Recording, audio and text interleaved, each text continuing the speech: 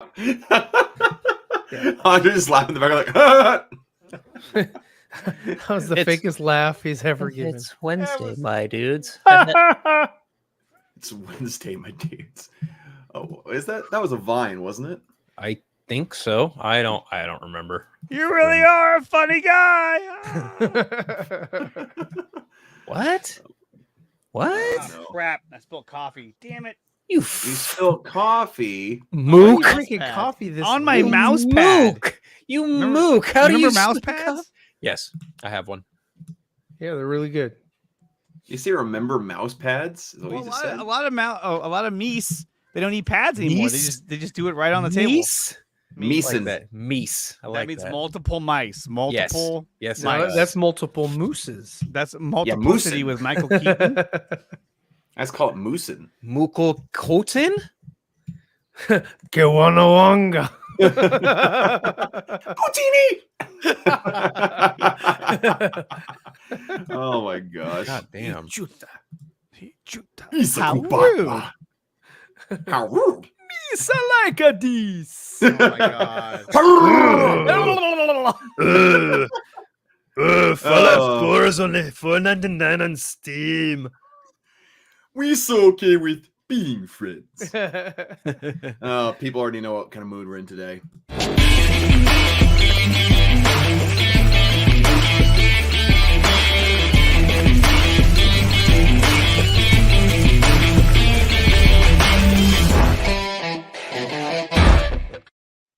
Yo. What is up? Yo ho.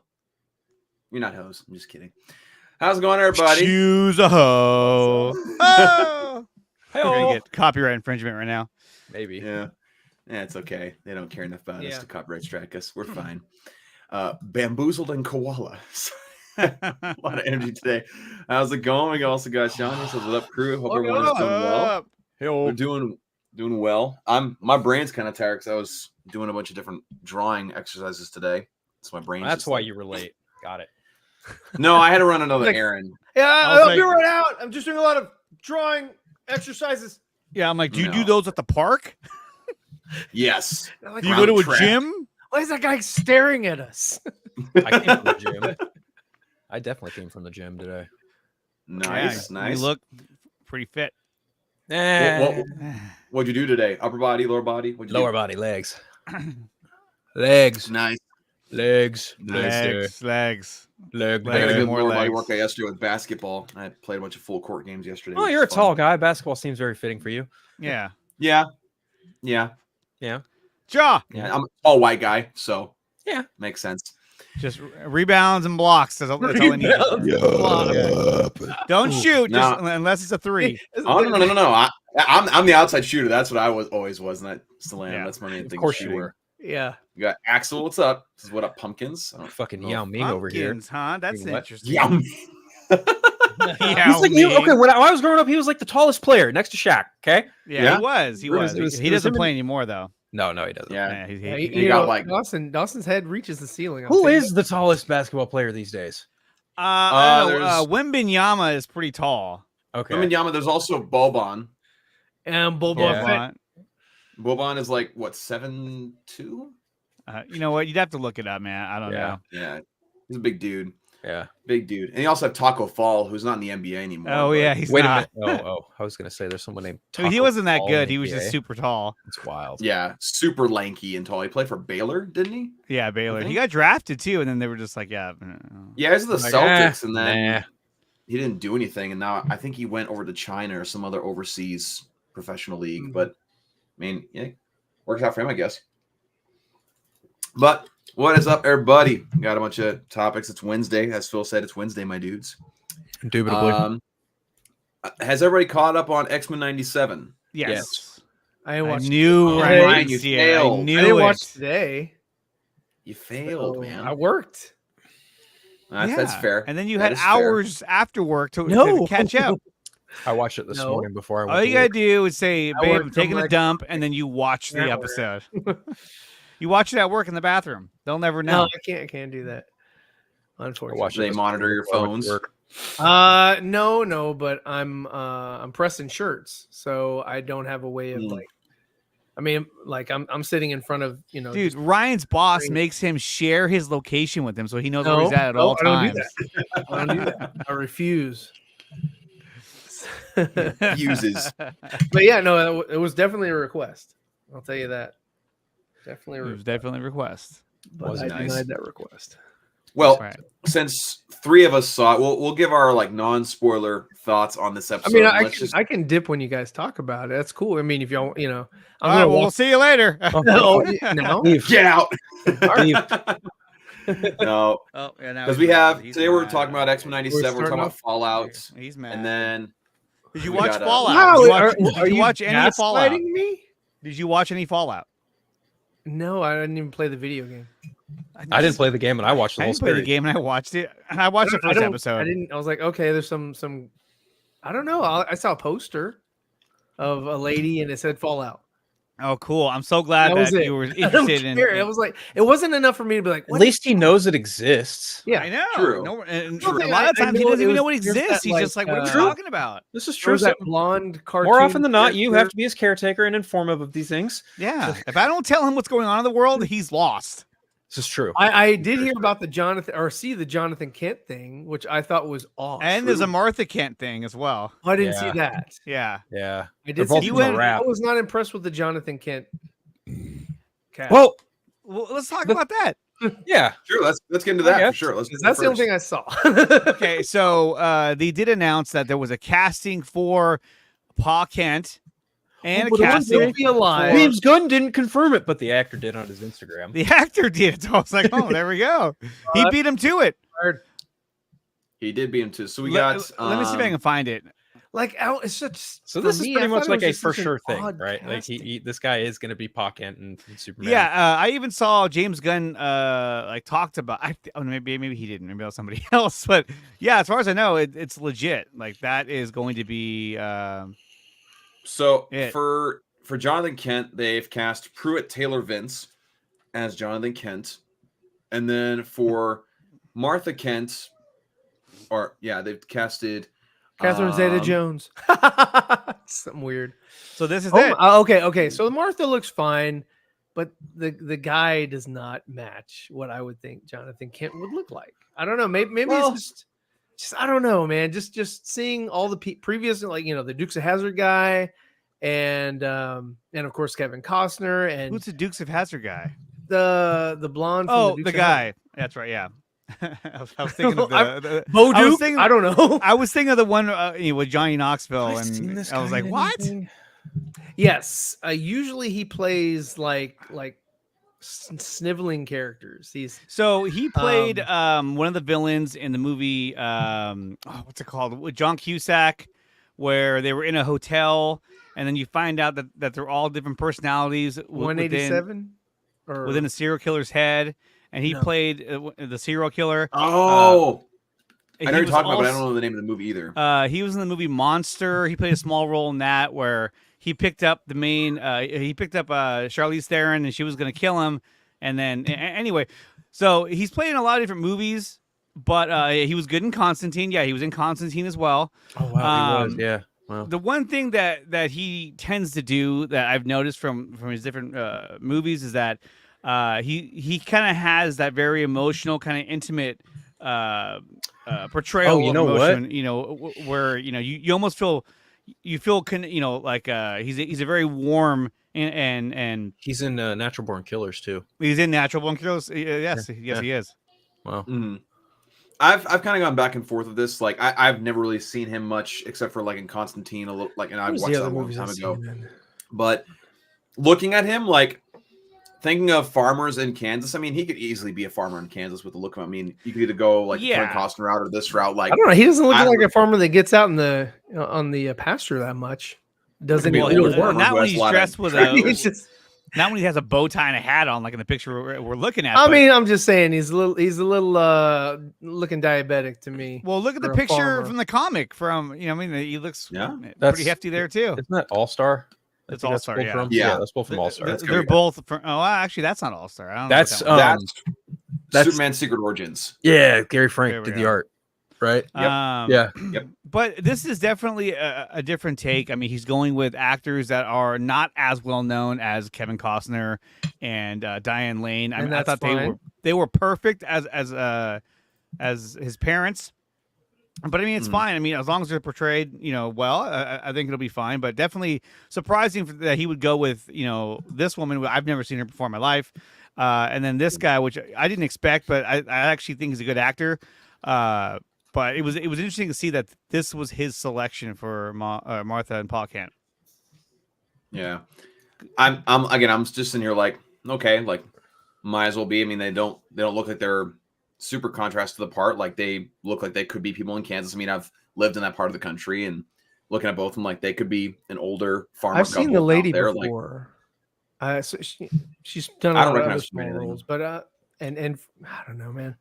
I think look it up. I don't know. Just not impressed with the Pa Kent so far. Just like he's always played like a weasel character from what I've seen. So it just feels out of place for you. Just a little bit. I think he was in The Walking Dead as another like side character. He was only in a couple episodes. I think he was. So here's the IMDb, and I can share that. So there he is. Mm-hmm. He's been in a lot of different things. He was in Constantine, Identity. That's the name of the movie. Yes. Mississippi Burning. These are what he's known for. Okay. But he's been in, a bunch of Bird Box. He was in that. Yeah. Agents of S.H.I.E.L.D., Stranger Things. I know Ryan's a big fan of Stranger Things. He collects all the T-shirts. Yeah, I make drawings of it, even though I've never seen it. Heroes. Yeah, one of those guys. One of those guys. Scroll down a little bit. Those guys. True Blood, Homefront. So he's been in a lot of different things, a lot of TV shows, a lot of series. He was in the Blacklist for a couple episodes.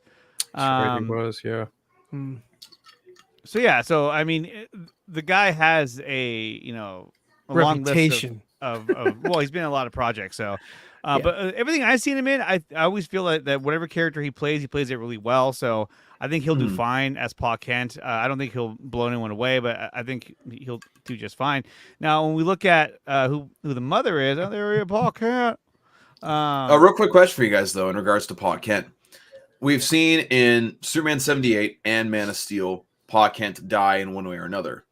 Do you think that there's a chance that in this version of the DCU, we'll see the version from the comics where both Ma and Pa Kent are alive and well when he's an adult? I think so. Yes. I think this is another isn't like the Man of or not Man of Steel, the Superman shield that they're using. You just can't stop thinking about Man of Steel. Yeah. Oh, that's a good movie. But I think that they're going to try to say, okay, this is yet another way or another, way for the audience to know or understand or realize that this is a completely different Superman, even though, Corn Sweat does look like, a young version of Henry. It's not a prequel to that universe or anything like that. This is a different, Pa Kent, Ma Kent kind of thing. And they're alive and well and doing fine.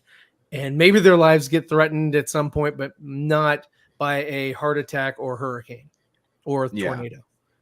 Yeah, I can agree with that. I think that James going to want to do something different and make it to where, like, because if you do the death of Pa Kent, you have the whole heart attack and Superman can't do anything to stop it. And then you have the tornado and Man of Steel. So, like, there's already two different versions that they've gone. And so it'll inevitably be compared to those two. This one will be quicksand.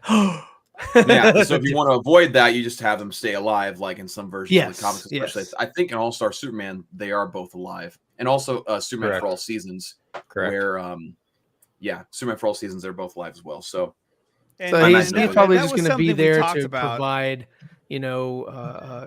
guidance or whatever, Yeah. Well, it wouldn't surprise me if they, end up becoming kind of like a comic relief. Because think about it. Now you're going to have both of them alive. So you can't constantly turn to them for advice on how to take on the world. They may become, I mean, I'm hoping this is not the case, but they may become more like the parents from like Transformers, where they're just kind of like, oh God, I'd hate that. Like bumbling idiots. Like, oh, get out of the way. That was the worst in like the sequel to the Transformers, Fallen. and they were at the college campus, and that was just the most yeah, ridiculous, stupid scene.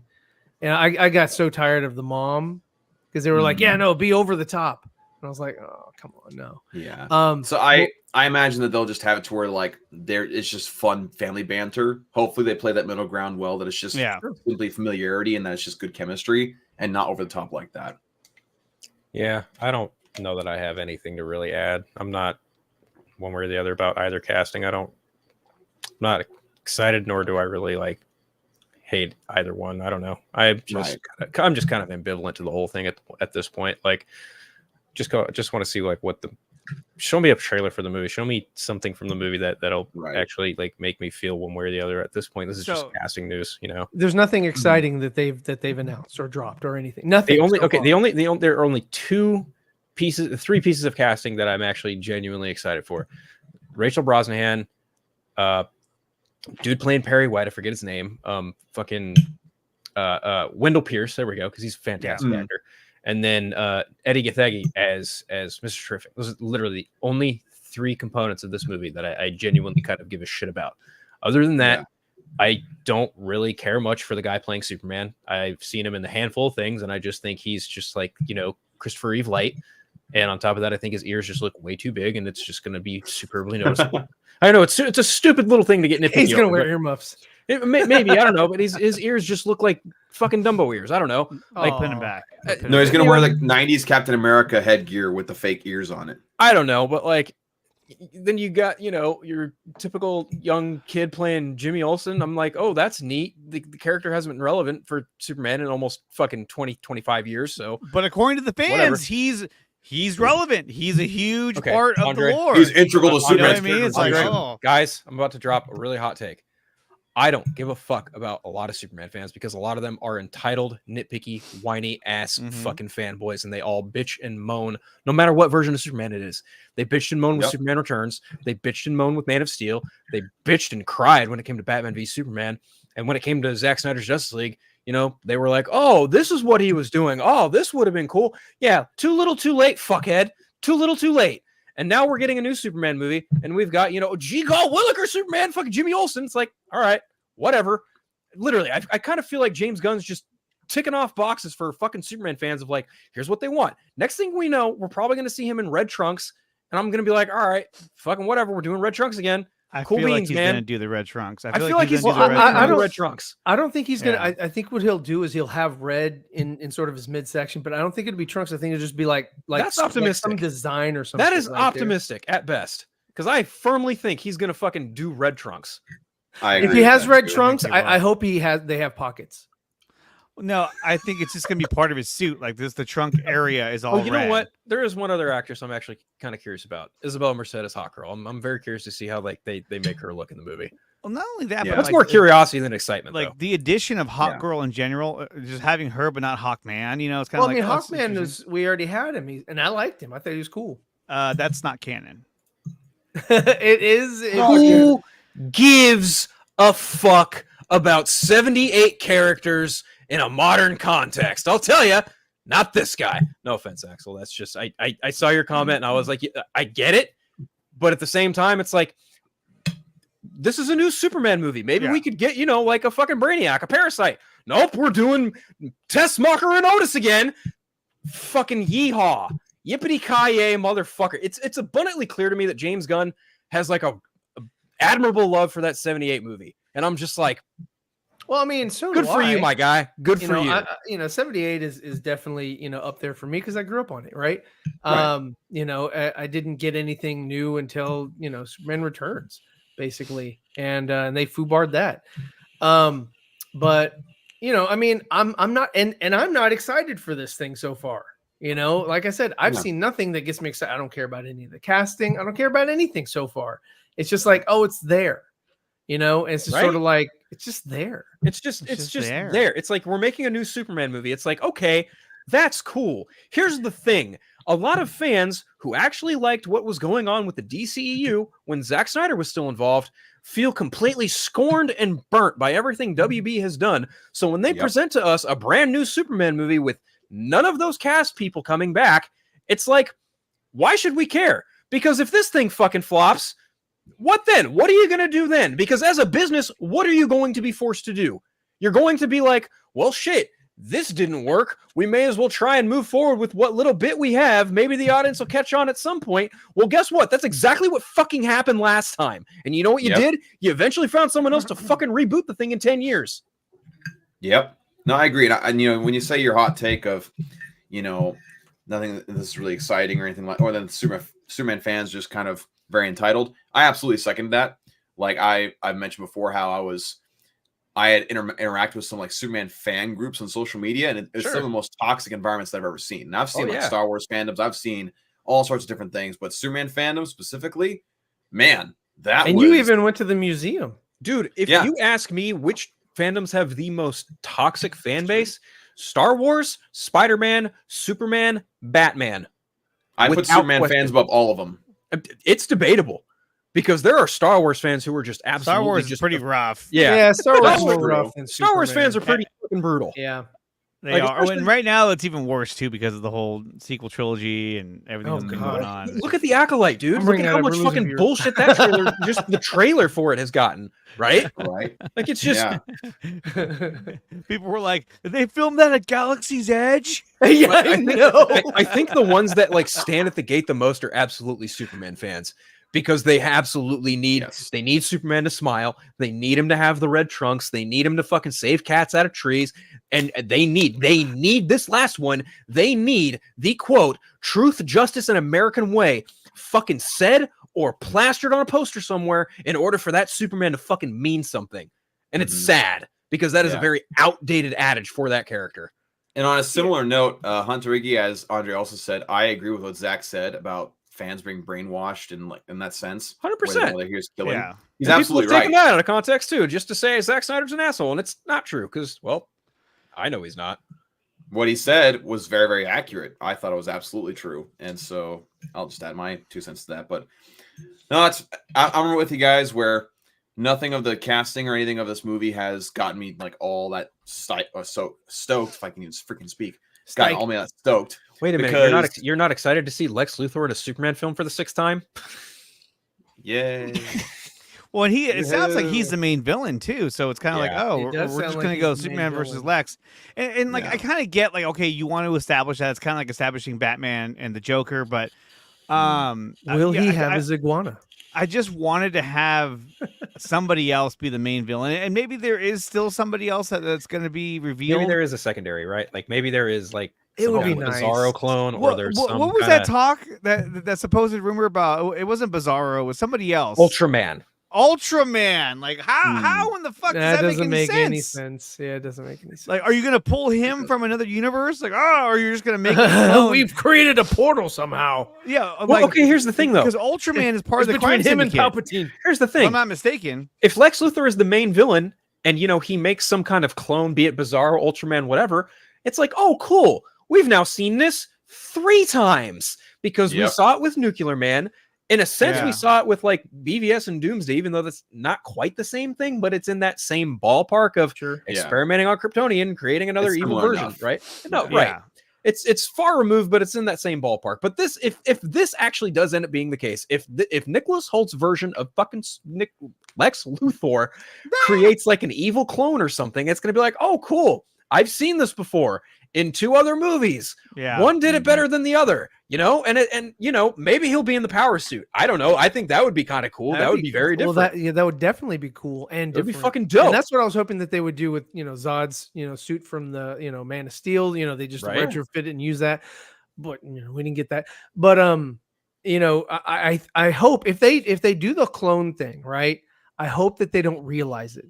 I hope that it's just sort of like, okay, they're fucking with like, the DNA of Kryptonians, but that's it. They you see that they're doing research, leave it for later. Yeah. Lobo's gonna be the villain. yeah. And it's gonna be Momoa. It's gonna be Momoa. Oh, I don't know how I think feel that would happen. That whole idea, if that was real, which I don't think it is, but if that was real, that they're gonna do a clone and call him Ultraman. Yeah. That is the biggest. That's just idiotic. Let's because for one, if I'm not wrong, right? Ultraman is part of the crime syndicate, and that's in a different Earth. So, it'll be are you different. going to create a clone? Are you going to create a clone of Superman and just be like, "He is my Ultraman," and you're just like, "Oh, that's a nod to the character." They would do That's that. stupid. Like, well, here's the thing. My question for that multiverse. You're on the right. My question with that is that how would fans be willing to accept that if it's coming from someone like James Gunn? What's up, Jason? Like if James Gunn does that, Dawson. How would fans react? That's just it. As far as a lot of these nerds are concerned, James Gunn walks on fucking water. He can do no wrong. Look at how well received, and I use that quote loosely, the Suicide Squad was. People were like, "Oh, this is so much better than that first film. It's so great." Blah blah blah blah blah. And look at how much they put the fucking Guardians films on a pedestal, right? Like, as far as general nerds are concerned, more specifically like comic book nerds, James Gunn can do no fucking wrong because he reads comics like the rest of us. Well, I think that there's two ends of the spectrum. You have fans that are really supportive of whatever James Gunn does, and you have fans that are hate his guts. There's not a lot in between. You know what I mean? And I think at first there was more fans that were in between, and now it's just separated itself into you either hate him or love him or hate him. And the same thing with Zack Snyder. I mean, people either hate him or they love his work. So I mean, I think at this point it's kind of par for the course. But yeah, no, it's just crazy, and that's why, like, look, when it comes to what is going to go down in Superman, or not even Superman Legacy, it's just Superman.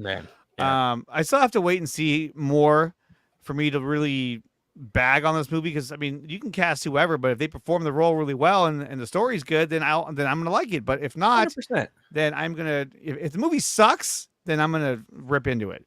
This is pretty funny. James Gunn is perfect. He has a Christopher Reeve Superman toy. Fucking sure, right? Like, and look, I don't have anything personal against the guy. He made, fucking Slither. He made. I love the Scooby Doo movies. Weirdly enough, like of the stuff he's worked on, I like the Scooby Doo movies. I think he did an excellent job with those. Right. When it comes to like his comic book stuff, I don't agree. Fans that's good for you, dude. Like, more power to you. Anyway. I don't agree. But the Superman movie that he made with his brother, I think, with the little kid. He produced that. He didn't. Yeah, he didn't make it. It wasn't. He just helped out. Right.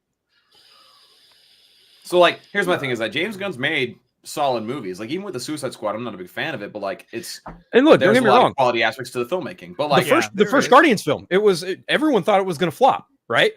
But it has its moments for sure. Yeah. Like, looking back at it now, I'm like, that's where the MC, and this is going into a whole different fucking conversation. But I'm just bringing it up, like, we're doubling down on this.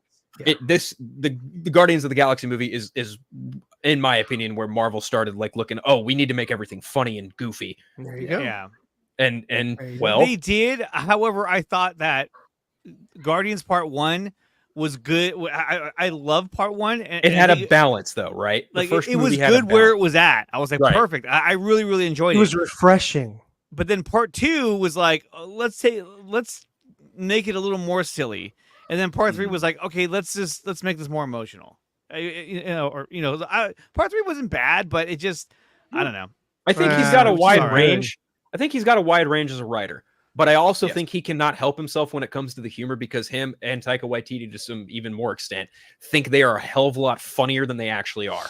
Agreed. Because they definitely throw jokes in that last way too fucking long and they think they're really fucking funny and they're just not. And even like looking at the Suicide Squad film, like look at all the dick and fart bullshit humor that is in that movie. And fans ate it the fuck up. Well, it's just like that one scene from like Bridesmaids with Melissa McCarthy when she was like, just talking to her husband on the plane, and they were just trying to beat a joke in, and it wasn't funny. It was just really awkward and weird. And I was like, can we move on? It just stuff like that. And he didn't direct it. I'm just using that as an example. I was gonna say James Gunn wasn't involved with that though. It was, but it's just an example of You're like, but he saw the movie. He saw it, and and he gave it 2 thumbs up. He gave it, exactly. He's like, remember that 2 thumbs up, Siskel and Ebert. No, and that's the thing too. Like I hear what Austin's saying. He's saying that Snyder fans look for anything to piss on Gunn's upcoming slate. And there's a faction of them that will. Snyder fans in general, no, but go watch Sil Abdul's fucking channel. There's full of them all over there. 100% going on. That dude actually made a Threads account, and I warned everybody to block and mute that son of a bitch because that fool just. I'm here to tell you right now, We don't care. Let me tell you, we don't care. We don't say that name around. Oh, we don't say No, hey, that. I was just an example of the evil of like the toxic Snyder fans. Go watch his channel. They're all in those comment sections. And this is our response to that group and that. No one cares. No one cares. Do you care? No. Do you care? You guys got any Benadryl? See? No one cares. I'm the guy asking for Benadryl in that. No, situation. I'm the guy asking for Benadryl. and I'm not trying to shit on what you were saying. I'm just. Oh, for sure. Yeah. I know. But yeah. I mean, look, there are certain groups out there that will literally use any crumb of information that pertains to Zack Snyder or pertains to the Snyderverse as a way of saying it's back. Here it is. I told you this was never going to go away. It's coming back somehow, some way. To say, Zach's kept the conversation going in the background. Like, you shut the fuck up. I'm sorry, but we're 10 years later on, these actors are getting too fucking old. It's done, dude. Put a fork in it. Everybody's moved on. Everybody's doing their own thing.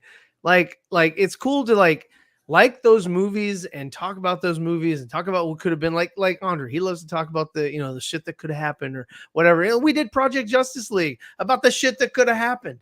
But it's like that was kind of therapeutic for us because we're like, okay, we got to make it and see it and like give a closure of some sorts, to something that we liked.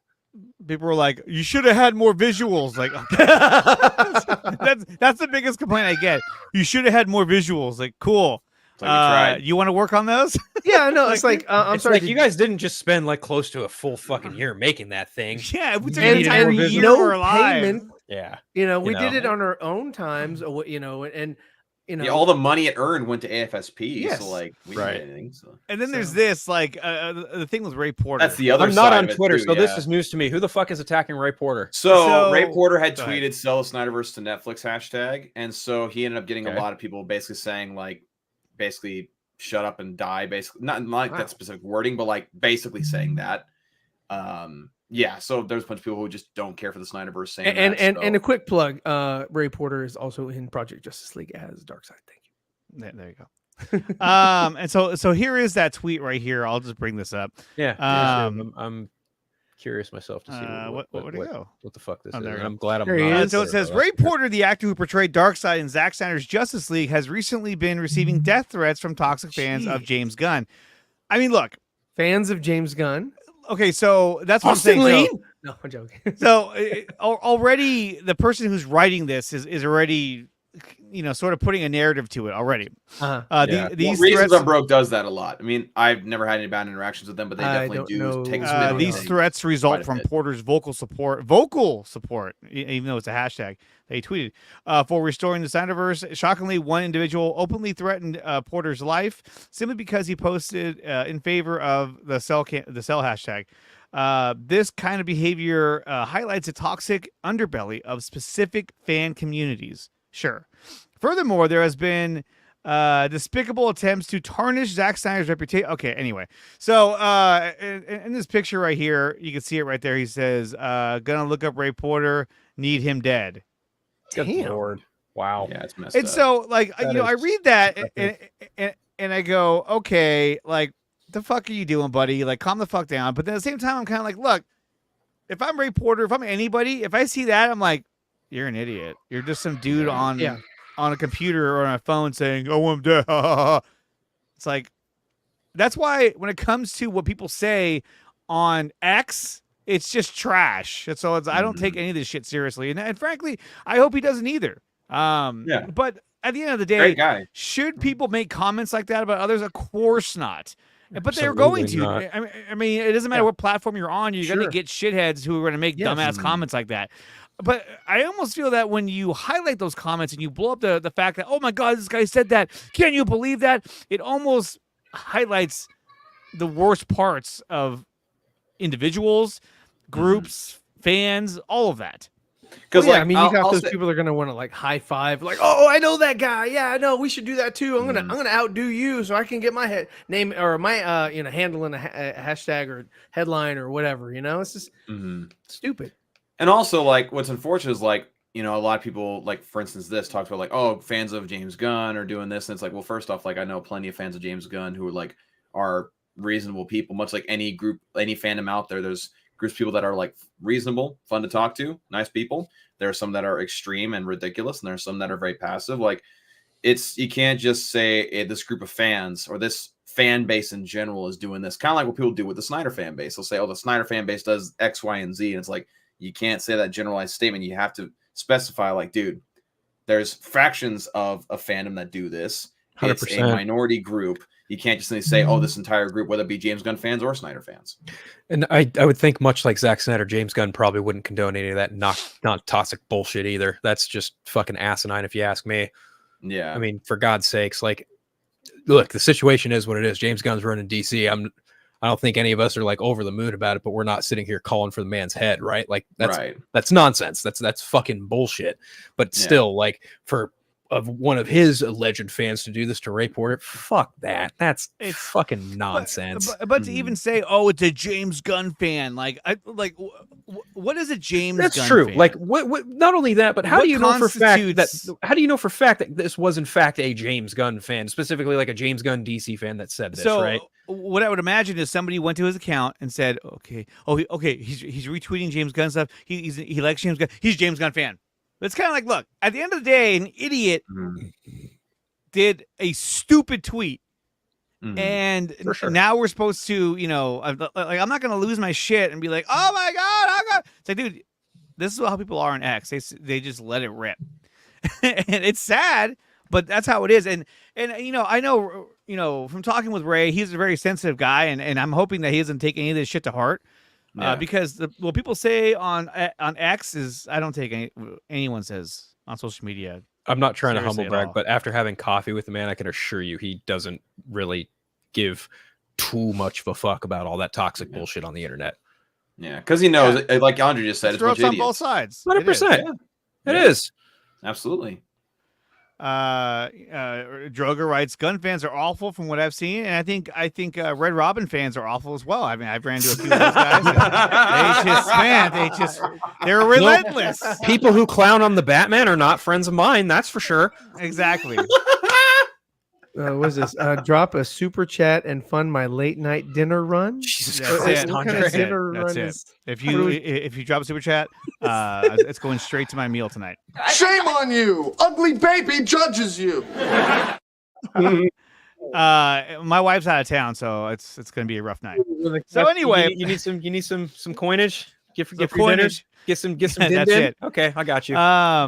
So Kevin O'Dog here writes, I love the Snyderverse and I don't want to let it go, but the Cell idea is an improbable long shot, but let them rock out if they want to keep hope alive. They can do whatever they want. I understand that perspective, okay? 100%, but they're going about it in the most shite way possible because they're feeding on fans' hopes and promising false promises of, oh, this shit is going to happen. Are we really going to try and forget of the whole, Ayer cut incoming 2022? Yeah. Come on. Like, what the fuck? It came and went like that. Bam. Gone. But here's the thing is that, look, the people that are behind it, they're doing their thing. That's fine. Right. But some of the actions of the individuals that are involved with that, I don't agree with, and that's why I don't really support it. Yeah, I mean, if you want to go and write a cardboard sign and stand outside, you know, and kind of hold it up and take a quick photo in a Superman outfit, you do you, boo. Yeah, you know, post that shit all over social media. But here's the thing: when you look back at like the restore the Snyderverse, you know, hashtag, right? When Sean Mayer created that hashtag, he didn't follow that up with, okay, guys, rules of engagement. You know, what you can and cannot tweet on these hashtag days.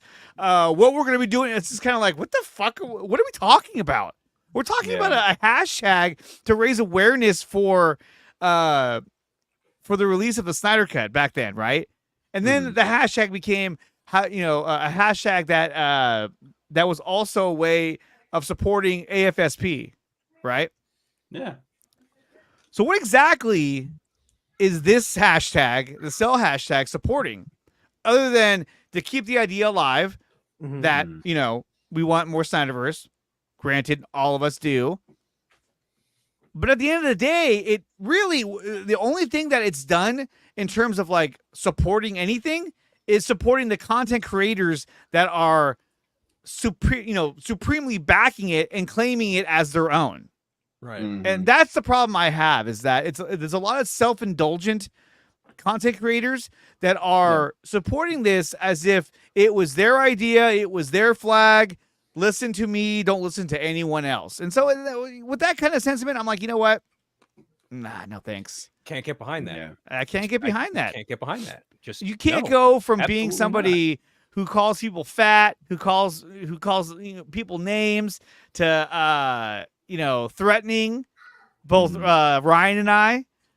And then all of a sudden take all those tweets down, take all those streams down where you said a bunch of horrible things and be like, we just want peace. We want to be positive. It's like, well, we know that you're not. You've already played your hand. Yeah. So don't pretend to be somebody else that you're not. Just do your thing. Yeah. It's just kind of, I don't know. There's a lot of, it's a mixed bag. And I just, look, if they want to support the hashtag, go right ahead, do it, man. Like, support it, do what you got to do. But don't do it at the expense of, shitting on other people. That doesn't do anything. Yeah. And even like Sammy, the Snyder Queen, one of the most positive members of that group got exiled. Exiled. Yeah, because one of the last things I saw on Twitter was like her getting shoved out of that, and I was like, and that's gross. My understanding after talking with her, the main reason why was because she felt that she wanted to use the restore hashtag with it, because it meant the same thing. It was still a part of restoring it, and there's still fans that are connected to it. Their idea was that everything that the restore has done has been negative and has been very aggressive and toxic. We don't want to be any part of that. It's like, well, you've already established that you are toxic and aggressive and weird and homophobic and all kinds of shit. So whatever. 100%. But like I said, if you want to support it, go ahead, support it. It's just, also, this thing right here that Kevin O'Dog here says, that's just not my cup of tea. Yeah, it says ridiculous that they tell their fans that they can't fight to restore the Snyderverse in comic book form or animation form, live action or nothing. Okay, this is the last thing I'll say about this one specifically. Is like, look, beggars can't be choosers. If you're begging for something to be restored, and like Ryan said, these actors are like 10 years past the time that they had filmed the last Justice League movie. Right. You're either going to get it in comic book or animated form, or you're not going to get it at all. And like, I'd love to see, but like, if it's just going to be a comic book and an animated movie, fine by me. I'd watch it. I'd read it. I'd buy it. I don't care. I think that I just thought of something that's superbly equatable. What's that? Michael Keaton fans. To this day, they never shut up about wanting to see Michael Keaton come back. Then they got him back in the Flash film, and now they're still clamoring for him to come back in like a Batman Beyond movie. But it's like, you have the Batman 89 comic. You have Batman 89 Echoes. You're about to get a fucking novel, Batman Resurrection, that takes place in between Batman 89 and Batman Returns. But it's not good enough. No, I want Michael Keaton back in the fucking Batsuit. You're gonna get Michael Keaton's fucking 72. I'm sorry, but in the Flash, he seemed, I mean, it was obvious that he was much older than the last time we saw him. Yes. But I'm not shitting on Kevin's post right here, but to me, this says a lot about that whole campaign. He says, I immediately understand the sell crowd because I love the Snyderverse and I can't let it go either. That's everything you need to know right there. It's like, you basically defined what that is. They don't want to let it go. And I get it. I get it. Claymation or shadow puppet at this point. Yeah. I mean, honestly, like, again, at this point, beggars can be choosers. And I hate whenever I see, and I don't even like interact with this group just because like I'm just so past it. But I see people like post the quote from Watchmen saying never compromise, even in the face of Armageddon. And it's like, guys, this is entertainment. Like, it's not that serious. Like, yes, would I love to see these live action movies realized? Sure. I've said that tons of times. But if all you possibly could get is a comic book or an animated movie, take it. Don't complain. Don't bitch and moan just because it's not exactly what you want. You don't get what you always want. Trust me, I'm a fan of the Amazing Spider-Man movies. I'm never going to see this trilogy. What you want. Right. I'm never going to see the Amazing Spider-Man trilogy. Try sometime. Can I freaking speak? You fine. Holy crap. I mean, you're at the very least though. You got Spider-Man No Way Home. You got some little bit of closure. Like you get some closure, or you get some small things. Oh even my if God. you don't, like, just be okay with it.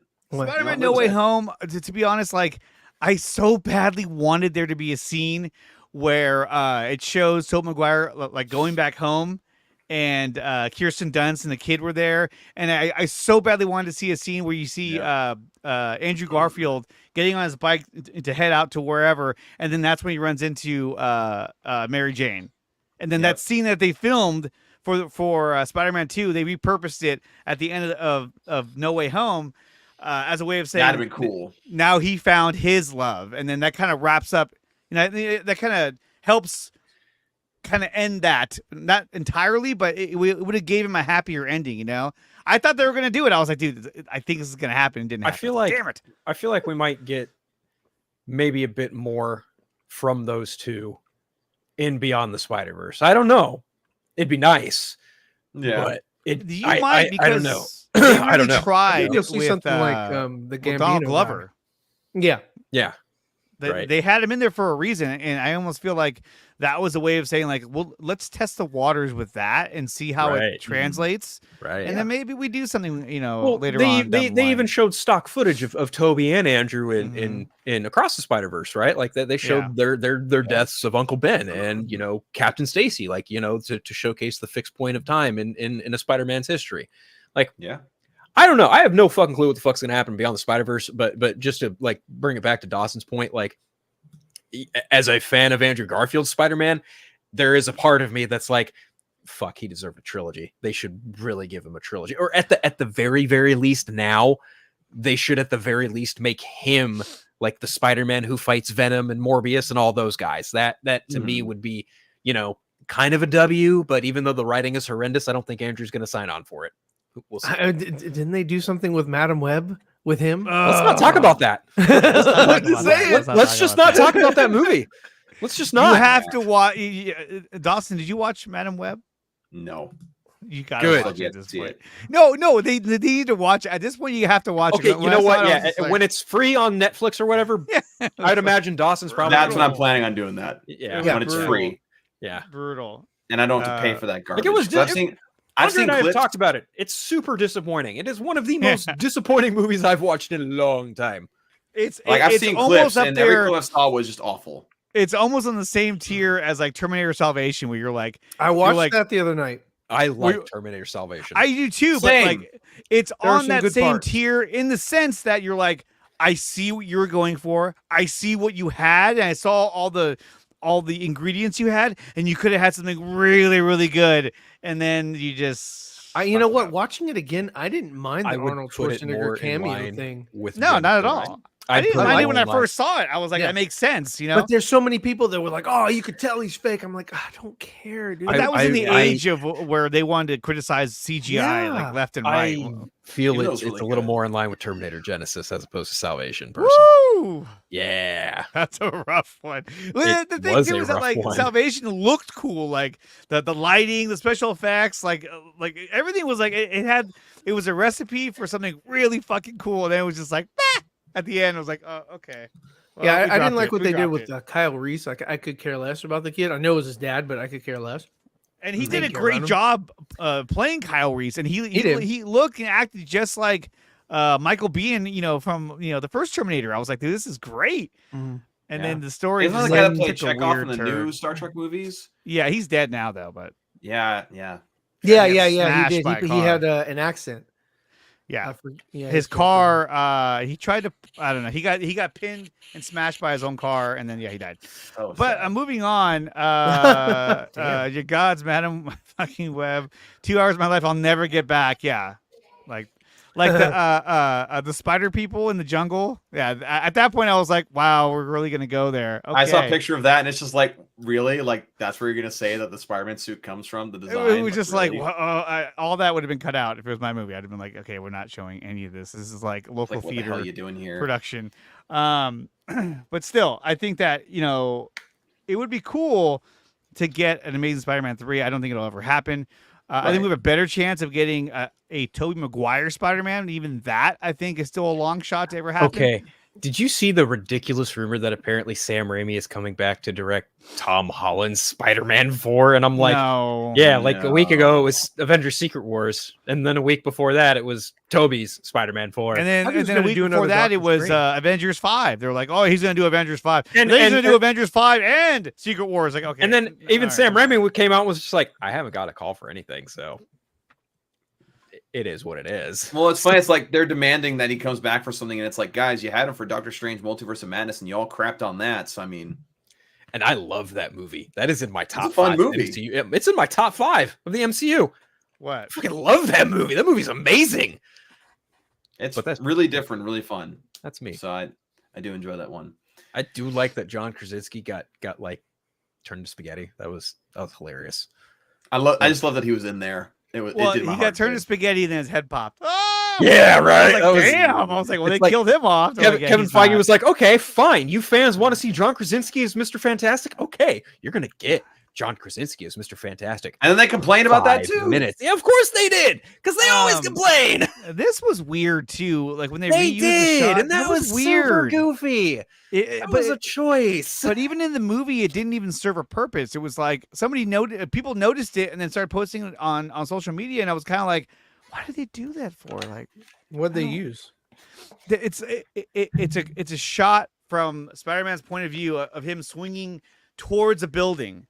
Yeah, and that's the shot they used, and it was from like I think it was from Spider-Man 2. Actually, it was from Raimi's second film, and so it was just kind of like when I watched it, and then it just seemed weird because I was like, why did you do that?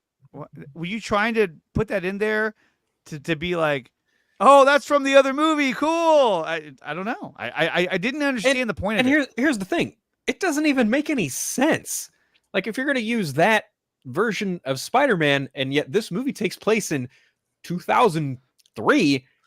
Spider-Man 2 happened in 2004. So it's like, what are we trying to accomplish here?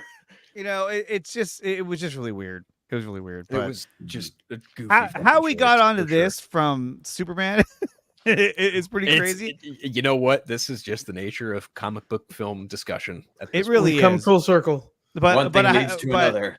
I went to full circle. You so did Andre. Yeah.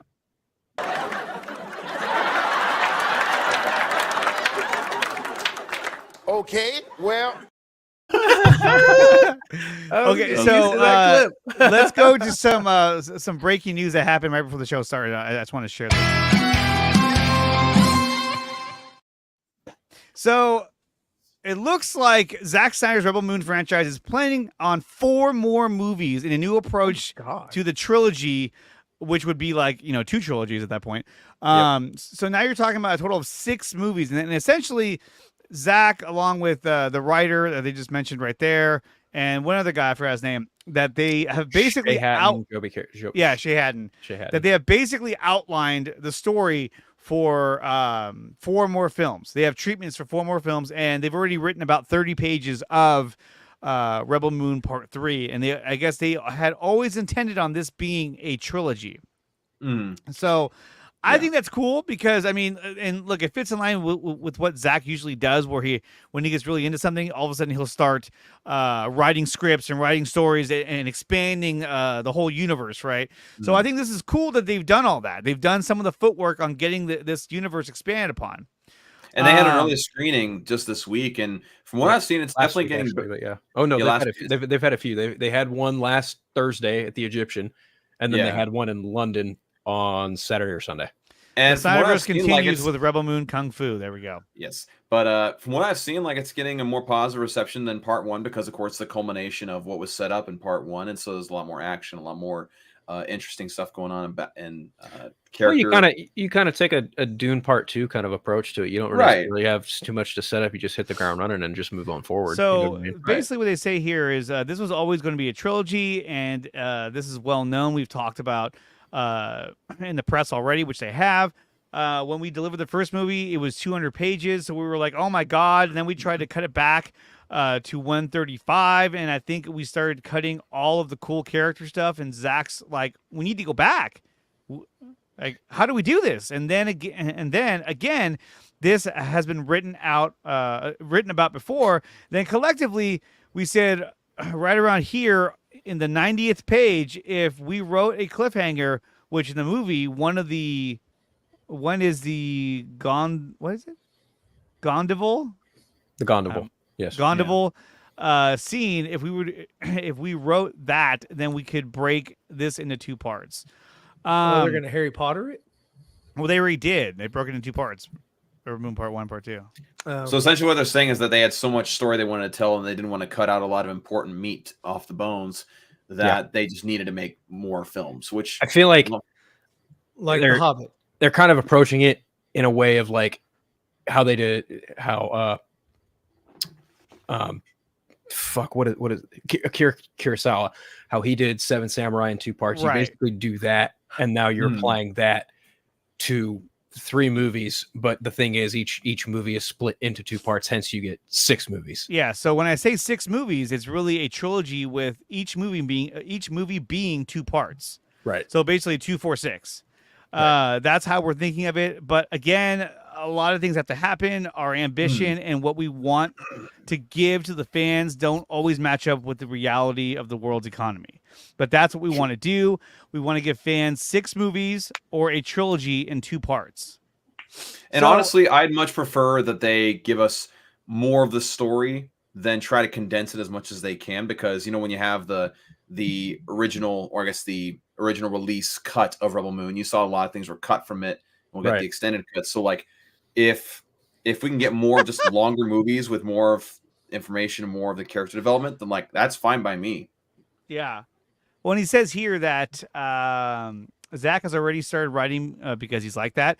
I think he's already written the first 30 pages of movie 3. So once we get the green light to start writing, if that happens, it'll happen fairly quickly because Shay, Zach, and I are pretty fast. And we've done a lot of work. And it's like, well, what about this?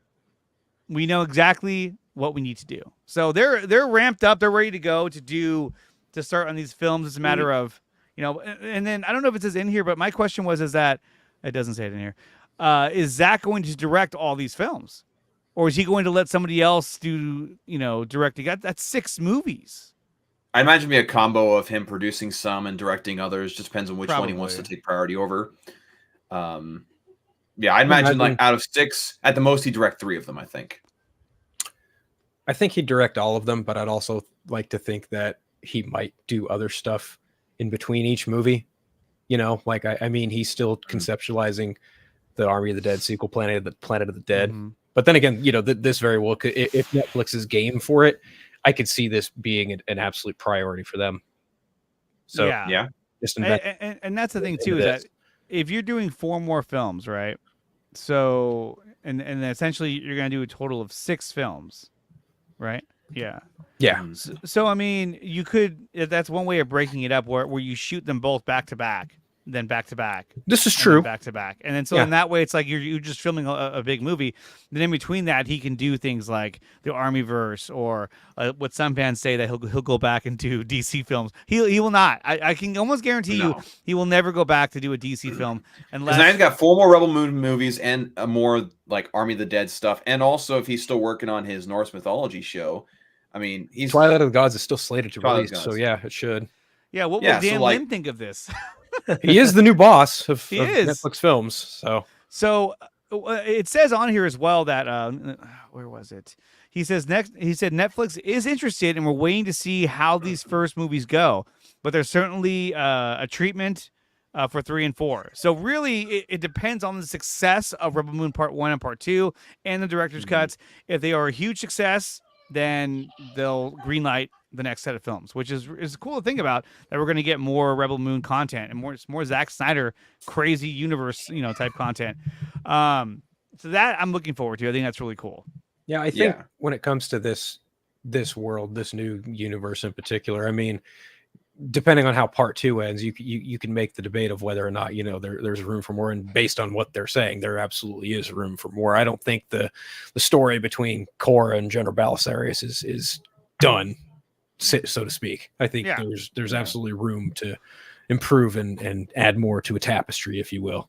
Well, when you're talking about starting a rebellion, right? And we know that there was the Blood Axes, and they had their army of rebels, which I'm only guessing. I have not seen the movie or heard what's happening in the movie, but I would imagine they're going to show up, to help defend in the attack on the planet. What was the name of the planet? I forgot already. Rebel Moon. Velt. The Velt. Thank you. Yeah.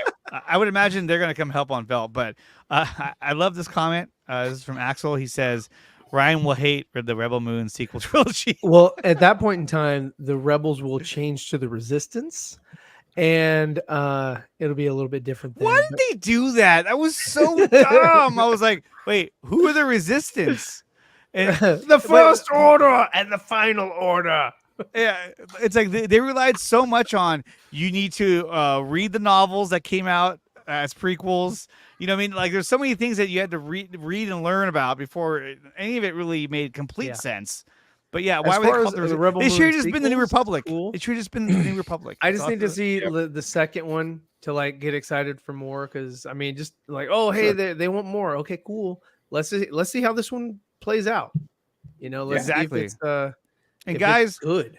Real quick, guys, we have 86 watching right now. Make sure that you like and subscribe to the channel. If you're watching on X, make sure to follow the account you're watching on, because we usually are live every single week talking about all this great and incredible content. If you're watching on X, you're watching on my account. So yeah. So Damn follow. Damn it.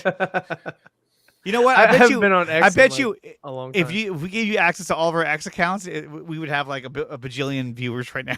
You wouldn't have mine because I don't have an X account. Yeah. On Threads. On Threads. Okay, I don't think you can do live on Threads yet. I think they're prototyping it, but they haven't like, done you can that do yet. on Instagram for an hour, but not on Threads. Yeah, and then after an hour, it just stops abruptly. Like, whoop. Yeah. Weird. It's weird. Dumb, It's really weird. But I think it's cool that we're getting more Rebel Moon. Yes. What do you guys think about Rebel Moon and the idea that we can get up to 4 more movies after this? I think it's ambitious. I think it's ambitious, but it's also good because, in a landscape where Hollywood is notorious for just rehashing sequels and remakes and reboots, I feel like, people are clamoring for something new, and then they get presented with something new, and it's like, oh no, not like that. And it's like, what do you really want here? Okay, I think truthfully, like if Netflix can't get, because if you look at licensing deals, if you look at the way things are now, like each major motion picture studio has their own streaming service, more or less, minus Sony. So Netflix needs original stuff. Stranger Things is coming to an end. The only other thing that has any semblance of a similar popularity is Wednesday. Outside of that, I feel like this would be a very good avenue of them to be, it very much is, at least to me, viable, because each part, the first film, Rebel Moon, parts 1 and 2 only cost like $166 million. That's right. Even like a fraction of, some of their most expensive movies that they've made. So I was thinking about BVS, but that was an expensive ass movie too. That's also a different studio with different intention of release too, right? So I'm just thinking like something like Red Notice or The Irishman, stuff that Netflix has made that has significantly cost more to make. I feel like when it comes to Rebel Moon, it very much is, in a sense, probably profitable for them, especially when they have the idea of built-in extended cuts as a release model too. Like you're basically getting to watch the same movie twice after an extended period of time if you have a subscription.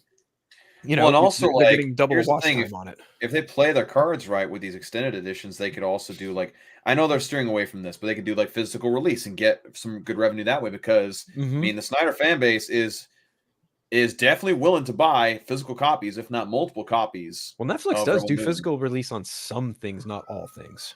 Like Stranger Things, they did physical release. Yeah. Right?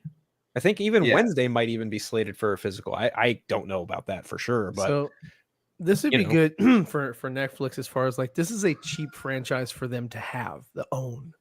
They don't have to go to anyone. They don't have to purchase from anyone. They got the first look deal with Snyder for however long. And they've got something that they can grow on, and expound upon. And I think it's cheaper for them to do so. Just, you want 12 Rebel Moon shows and animated movies or whatever, any sort of media that they can help produce. It's cheaper for them in the long run. Yeah, especially if it's original and has their their banner under it, right? Yep. Yeah, I think it's a good idea. Actually, you still could get a Blood Axe spinoff. It could be a prequel. So you saying, "Oh wait," is not that clever. There's also more than one Blood Axe too. Exactly. So already there's hard. that. I think if you're wanting something specific with Ray Fisher, then yeah, I think you can read the comic, the prequel comic that features his character, or hope for a prequel spinoff show. I don't know. I'd binge the heck out of that. Oh, of course. I don't think any one of us would deny like watching that in any form. But yeah, I mean, it's all in good fun, I think, and Netflix seems to be like the only place where I think a few filmmakers have, at least to date, said they feel creatively free of other studios. Because I mean, look at Universal. They've just got in Gareth Edwards to do Jurassic World 7, 4, whatever the fuck it is, right? Yeah. What kind of limitations are on him for that? Like what kind of creative shackling does he have on that franchise? Yeah, shackling. Or like, to bring it back to DC, like what kind of box is James Gunn going to put directors in when it comes to making certain movies? Like, whoever gets to direct Supergirl, Woman of Tomorrow, like, will they have to strictly follow the Woman of Tomorrow book? Will they be able to move out of said box? Like, that's the thing, right? Like, I feel like at Netflix, a lot of these producers and directors and filmmakers just have a lot more creativity and freedom to do what they want, as opposed to doing what the studio wants. But then Dan Lin showed up. Now Dan Lin's gonna say, all this. Okay, here's the funny thing. Dan Lin wouldn't leave Rideback to head DC Studios, but he totally left. Supposedly that was the hang up. But apparently he left Rideback to take over Netflix film division. So it's like, I think that was just to get his name out, just sort of like give him a little bit of buzz. Because he was fuck is Dan Lin? He was campaigning, definitely. His team was. Sure. Yeah, but the idea that they were like, oh, well, he didn't want to leave Rideback, and so that's why it didn't work out. To be honest, I don't think it was ever at that stage where, I think that was something that was probably passed along through all the trades. Like, oh, well, he probably doesn't want to leave Rideback. Oh, I heard he didn't want to leave. He didn't want to leave Rideback. Oh yeah. But I mean, like. Oh, yeah.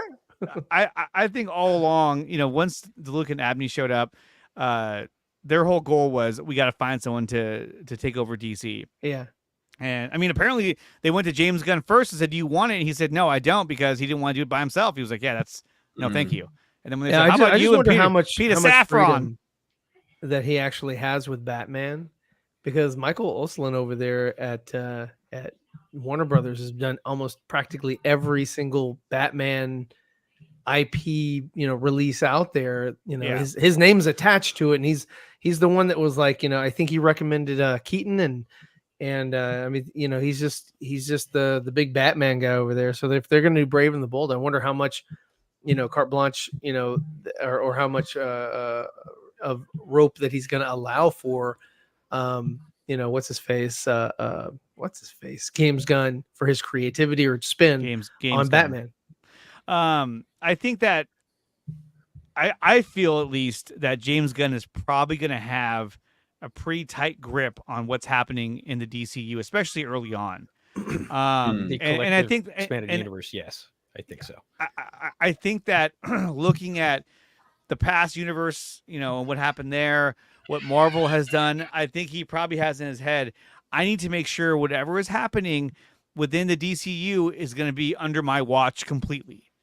And I think that means kind of like what Phil was saying, you're going to do Supergirl, Woman of Tomorrow. Hey, I kind of wanted to do this and this in the film. How do you feel about that? No, I want it to be more centered on the creative differences. Yeah, you know what I mean? So like, I think he's going to have a much tighter grip because, I mean, you could run with the idea of like, just let the creatives do their thing. But I think when you look at what Marvel did for so many years, it was kind of like they can do their thing, but they have to hit on certain they have to do it in their check boxes. Yeah. You have to do within our. That's a better way of saying it. Yeah, within our sandbox, and I think that's what he's developing as we speak, really. But we'll see how it turns out. I also think like when it comes to stuff like that, like for example, when it comes to like say James Mangold and Swamp Thing, when was the last time there was a Swamp Thing movie? Right, like we saw Creature Black Lagoon.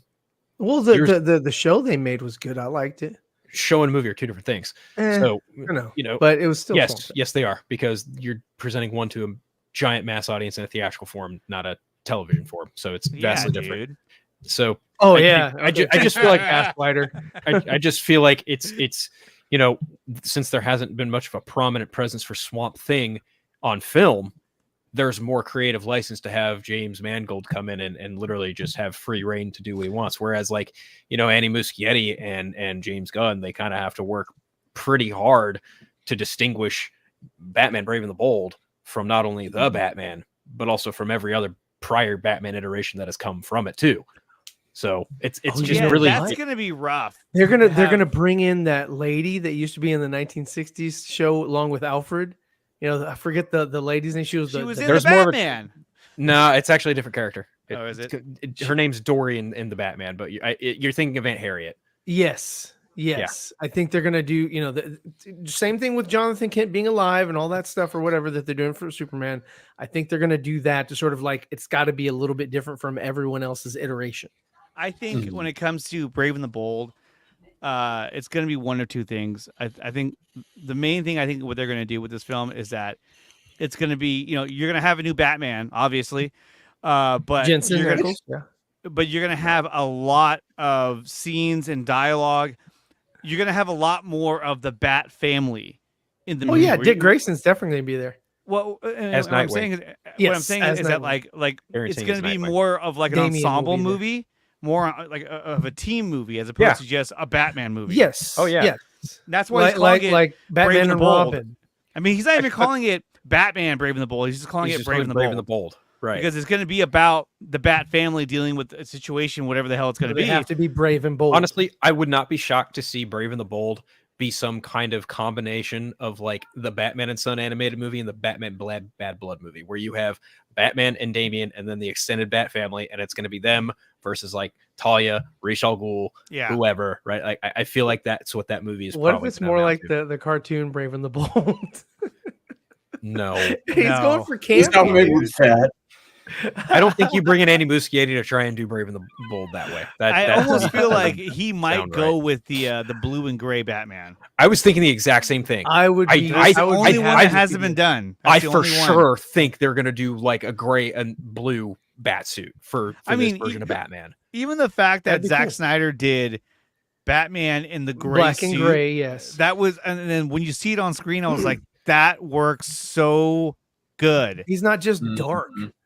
Because you can see the black muscle suits definition. I love just it. Black. You know what I mean? Like he was imposing. The Panther suit from, or they call it that, from Batman Forever. The suit he starts the film off with is just jet black all the way down, except for like jet black, and the logo is yellow. That's it. And the belt. And the but belt. He was you're like right, he was right. Just super. And the nipples. And the nips. And weirdly enough, the Sonar suit did not have the nips. Nope. In Batman Forever, it did not have the nips. But George Clooney's suits, on the other hand, they absolutely had the nips. The Sonar suit was the birth but of Batgirl. We're about to get real wacky with our suits. Oh man, I mean that was the first indication. I'm like, we're gonna kick this up a notch in the next film.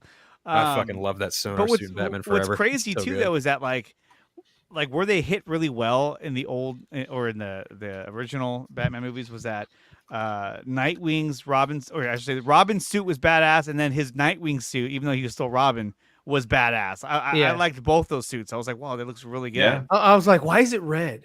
When I was a kid, I was like, why is it red? It should be blue. It should be blue, but I think they were just like, And then in New 52, they made it red. In New 52, it was red. I was and say that was the most when it started off in New 52, it was red. And then they went back to blue because it didn't work, I guess, or sell, or they were just trying to go back to what was. I don't know. I didn't mind the red. Different. Neither did I. I don't think the red's a bad aesthetic choice. I think the only issue with that is that you have Jason Todd with all the red, and so like, yeah, definitely. But yeah, and Robin's got that red. Oh, I don't like it. There is another thing that they could do, and I don't think they will because I think it's going to be too hard. But because I mean, when you look at like the image that he used for Superman, right? That was All-Star Superman. He's taken a lot of inspiration from All-Star Superman in making this movie. The image he used for Brave and the Bold was, what was it? It was actually Batman. technically Grant Morrison's Batman, where it wasn't even Bruce Wayne. It was Dick. It was Dick and Grayson. Damian. Yeah. Yes. And he was wearing a blue and gray suit. And so I sort of thought, like, what if this new universe starts out where Batman is just missing? And I mean, obviously they'll figure out why eventually, whatever the story they're going to go with. But could it be that Brave and the Bold takes place in a world where Bruce Wayne, they don't know, he's gone missing. They don't know where he's at. And so Dick Grayson has taken up the mantle as Batman, like he did in the Grant Morrison comic. Just watch it end just like The Force Awakens, where all of a sudden Jensen Ackles just turns around at the end and then cut to credits. But I think it would be cool to see the Dick Grayson, Damian Wayne And then kind of like shitting on each batarang. other relationship where he doesn't respect him, he doesn't listen to him, and he's trying to teach him. You kind of have that Obi-Wan and Anakin Skywalker relationship where where they don't really, Anakin never really trusted him. Okay, Look at this beautiful suit right here. Just I love the sonar suit here. Oh, I do like it. There are It's a parts good of that I suit. do like. Good looking suit. Okay, but yeah, I'm with Andre. I'm kind of curious to see if like how they're going to present like the Batman and the Damian dynamic, like because in in the comic and in the animated movie, it's just sprung on Bruce. Like Talia just shows up and goes, "Hey, you have a kid," and he's like, "What?" Like he's completely fucking flabbergasted at the fact that he has a child, and he's just like, "Wait a minute, was this from that night you made me do what you want me to do?" And she basically tells him, maybe.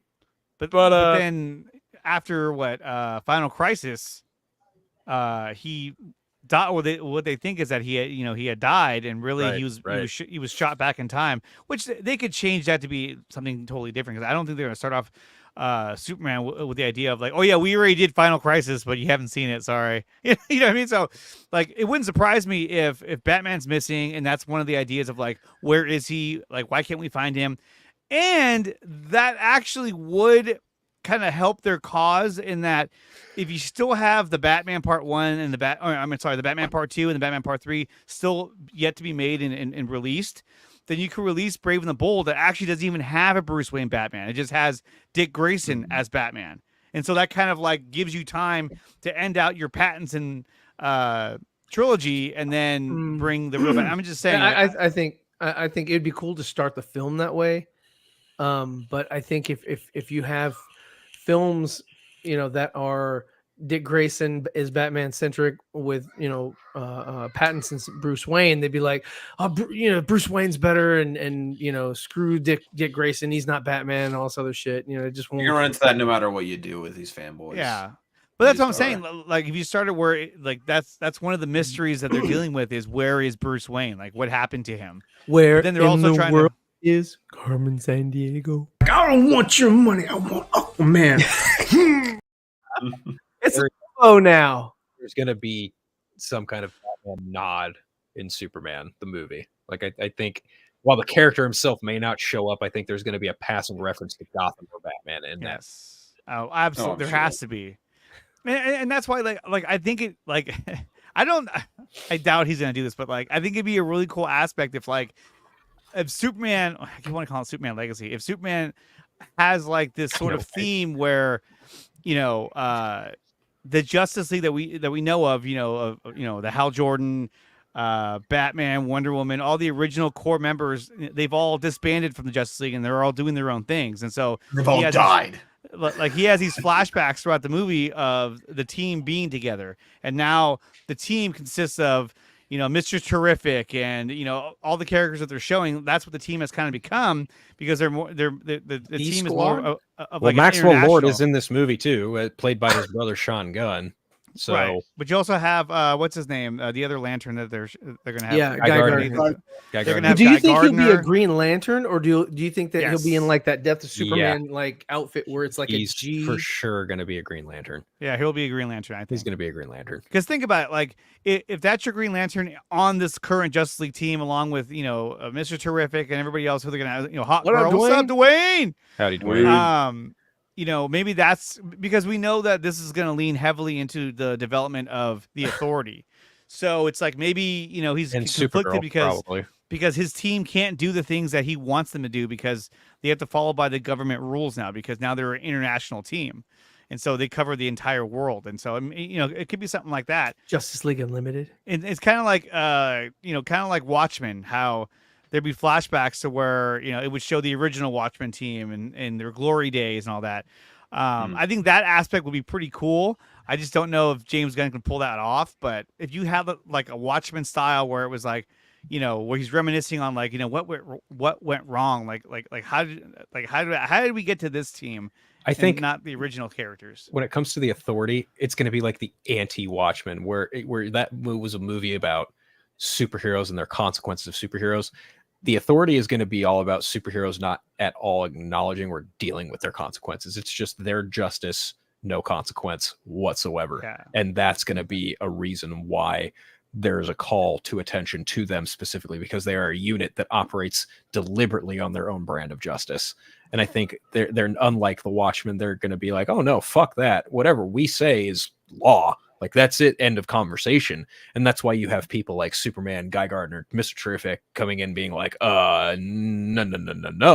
This is not how regular justice is served. This is not how humanity as a whole fucking operates. This is Then you've got people in the Authority being like, that's cute. You think you can tell us what to do? That's adorable. That's why I think that the Authority is on that slate specifically to counterbalance the chipper and brightness that a lot of these heroes are often accommodated with. Yeah. Absolutely. I think that's why he introduced Authority, because he needed a team that would offset the Justice League team, and that's what I'm saying. That like if he starts out with the team that he has, and then that later evolves into what up, Antonio? What's up, Antonio? That later evolves into like it evolves back into the team that he used to have, that have Batman, that has Wonder Woman, that has all Aquaman, all the main characters come back together again for their Justice League movie. Because I mean, it wouldn't surprise me if someone like Wonder Woman was in this movie. And he hasn't announced that, he hasn't done that, but like to me, I don't know. It's kind of like if you're gonna do a Superman movie, it'd be cool to have a cameo of Wonder Woman, and because she plays a pivotal part in his story for the most part. And him and Diana have had relationships and affairs almost with each other, and so it'd be interesting to see the two of them.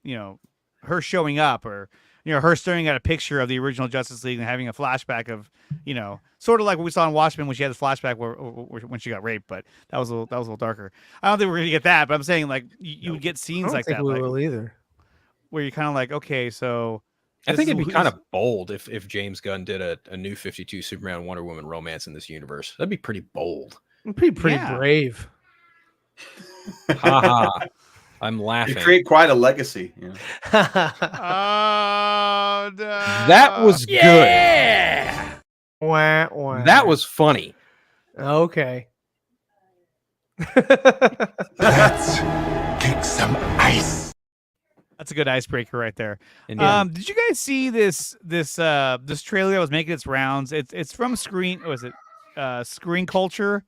You know how they make all those fake trailers for different types of. And so they made an AI trailer for a Zack Snyder Justice League Part 2, and a lot of it's just like slow motion shots, like because they can't make the characters. They can't make the characters do much. You know what I mean? Because it's all AI. Well, it'd be like those Tom Hanks AI movie trailers. You guys seen those? It's like, I'm the freaking Wizard King, and like it just I don't know. Anyway, you have to look those up. They're freaking hilarious. What was that one he did? The Polar Express, and then the sequel to that was The Flash, right? Special effects. I see what you did there. That was good. So I'm just gonna show a little bit of it because I found this. It was floating around. I was like, well, that's kind of cool, I guess. And of course, it's in 4:3. So I was reading. What's going on? So this is it right here. It's a volume on. I wonder if I've seen this one already or not. I might have. Can you guys hear that? Yes. Yeah. You exist because I allowed you to That's not a be. good shot. Your face is like. Yeah. You should not exist outside my control. I am becoming everything.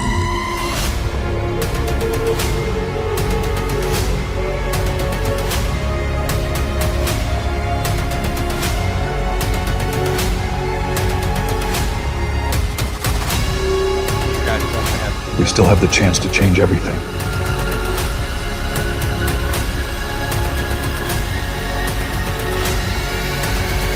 I don't believe in hope anymore. Hope doesn't exist anymore.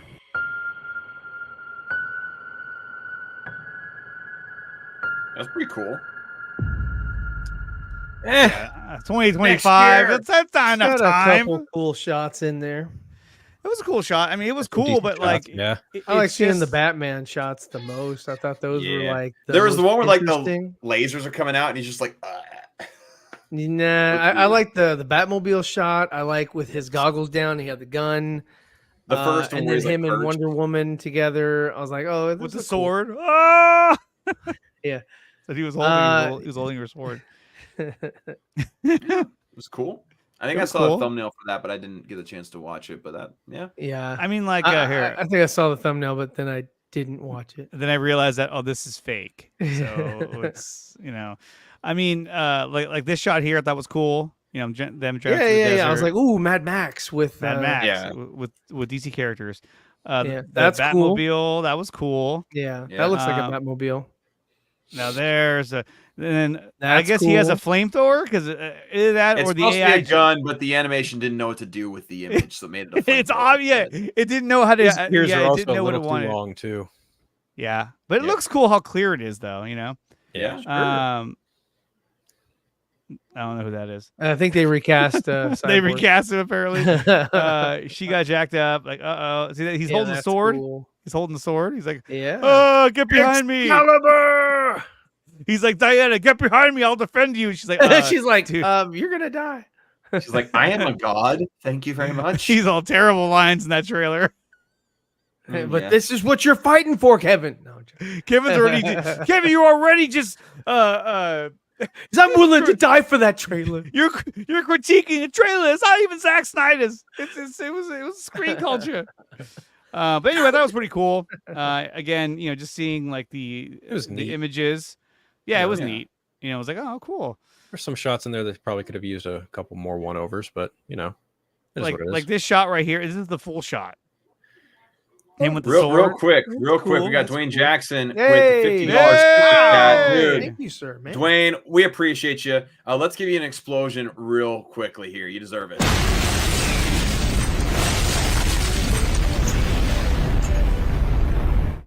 And why not another?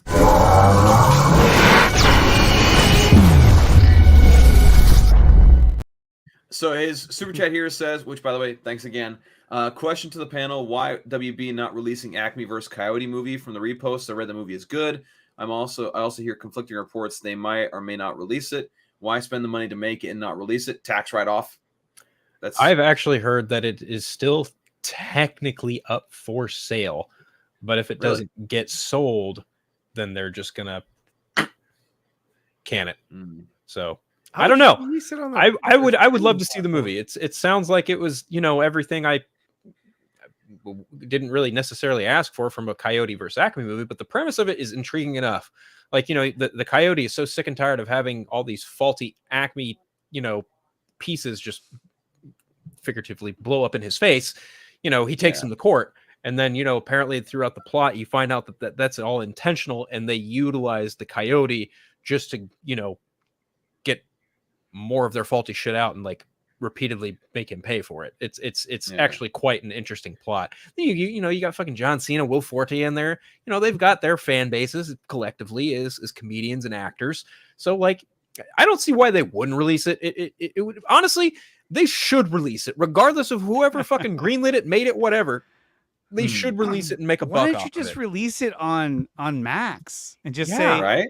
digitally? I just released it. You know what I mean? It's not like you have to go, get it in theaters. Get it the reels. I don't know what costs. We need are involved with content, that. guys. The budget was somewhere between like 70 and 90 million. You spent the same as much as you did on fucking Batgirl, and it's like, the Looney Tunes still have a presence on Cartoon Network. I don't get mean, it. The even- thought process behind deleting this movie is just fucking almost more baffling than Batgirl. But even Batgirl, like, let's say they never actually, can the movie, they would have had to have gone back and reshot like a bunch of stuff. Well, I guess not necessarily, because who gives a if they shit? went with the DeLuca and Abney ending, Keaton still would have been Batman, so that still would have worked. Yeah. But yeah, they just Doesn't they matter. really just it doesn't matter. I'm not gonna lie to you guys. I had no idea this Acme vs. Coyote movie was even happening until I heard all the stuff about it being canceled. I was just like, that was a thing. I think So it's it- weird it- just to cancel projects that you've already Release the they're Coyote done. cut. Yeah. It's like Yeah. when they did it with Batgirl, almost every other studio was like, wait a minute, we can do this? And then it almost kind of set a precedent. Hell, even Bob Iger was like, yeah, we're dialing back the output of Marvel. We're cutting back on projects. And Yeah. we're even taking the initiative to say this might not be strong enough for release and just cutting it out entirely. It's like, Yep. okay. Yeah, like Ironheart, is that even gonna come out anymore? Like, what the heck's Yeah, I that? hope not. Apparently it is. Apparently That that is and still Wonder gonna Man come are out. still happening. Yeah, Wonder which Man? Wonder Man Wonder is Man, still that's what Yaya. He's Yeah. he's in Wonder Man. He is Wonder Man, yeah. Yaya from Aquaman. Aquaman. And He watch didn't want- he didn't want that money. He wanted I don't Aquaman. want your money. I want Aquaman. It's the last minute that gets me. So he will be Wonder Man. Which whatever. But Ironheart is actually going through extensive reshoots this year. Just I think like, it- just they like might be Captain done America. already. No, Just like Captain America. As far as I know, I Yeah. think I remember they're doing it in like towards the end of the summer, I think, and then it's coming out sometime next year as a Disney Plus series, Allegedly. allegedly. And the idea, but then what's crazy is that the idea or the news that like, oh, they're going to start developing a live action X-Men movie in Q4 of this year. I'm like, wait, what? How are you going to do that? That makes zero sense.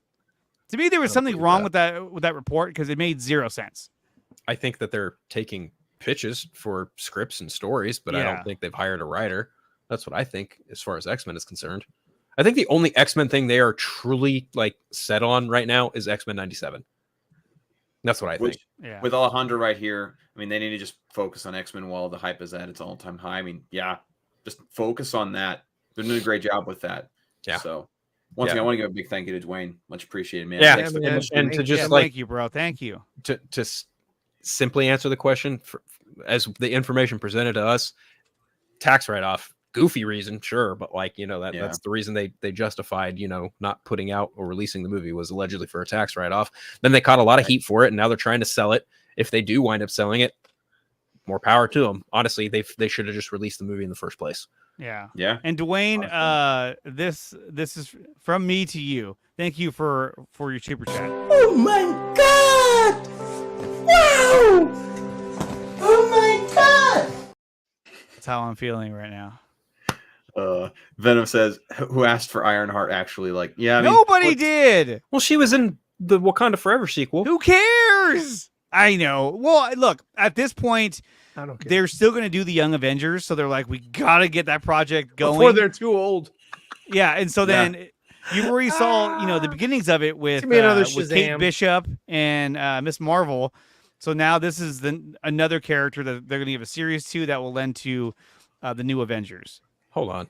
Anthony actually has kind of a good point. Acme The vs. Young Coyote Avengers. I'm sorry, Young Avengers. could have been the number one movie at the box office last week if it would have released. Honestly, between Godzilla, Kong, and Dune, Warner Brothers actually is pretty close to the $1 billion mark at the box office. If they put out Acme vs. Coyote, that would have just added more to that. Dude, So Dune I don't 2 was badass. Dune 2 was fucking so amazing. good, It was so, So good. damn I was good. like, man, this freaking is my masterclass. bananas, So dude. fucking phenomenal. And there's Godzilla Kong.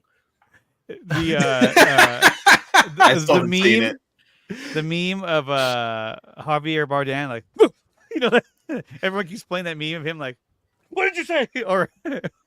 Or I love the one where it's like I plug in the Wi-Fi router and fix the internet. My grandparents,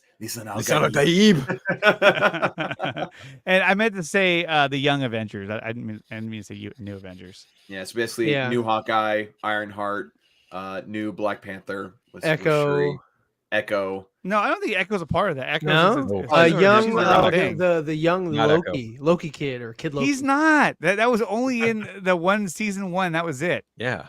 They're not bringing He's that coming guy back. back. Yeah, Yeah, it they'll would have bring been him cool, back. but I don't see that happening. They'll now. bring him back. It's This is going to be Doctor Evil. $1 billion. $1 billion. $1 billion. I love that scene, the first one where Tim Robbins is the president.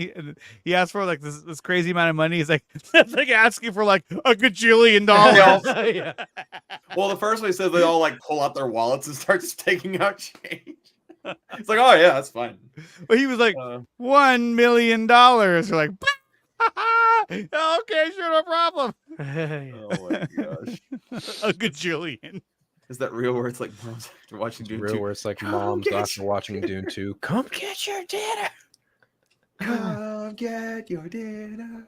I can't hear it any other way except for that now. Oh, you know what? Yeah, you're right. Yeah.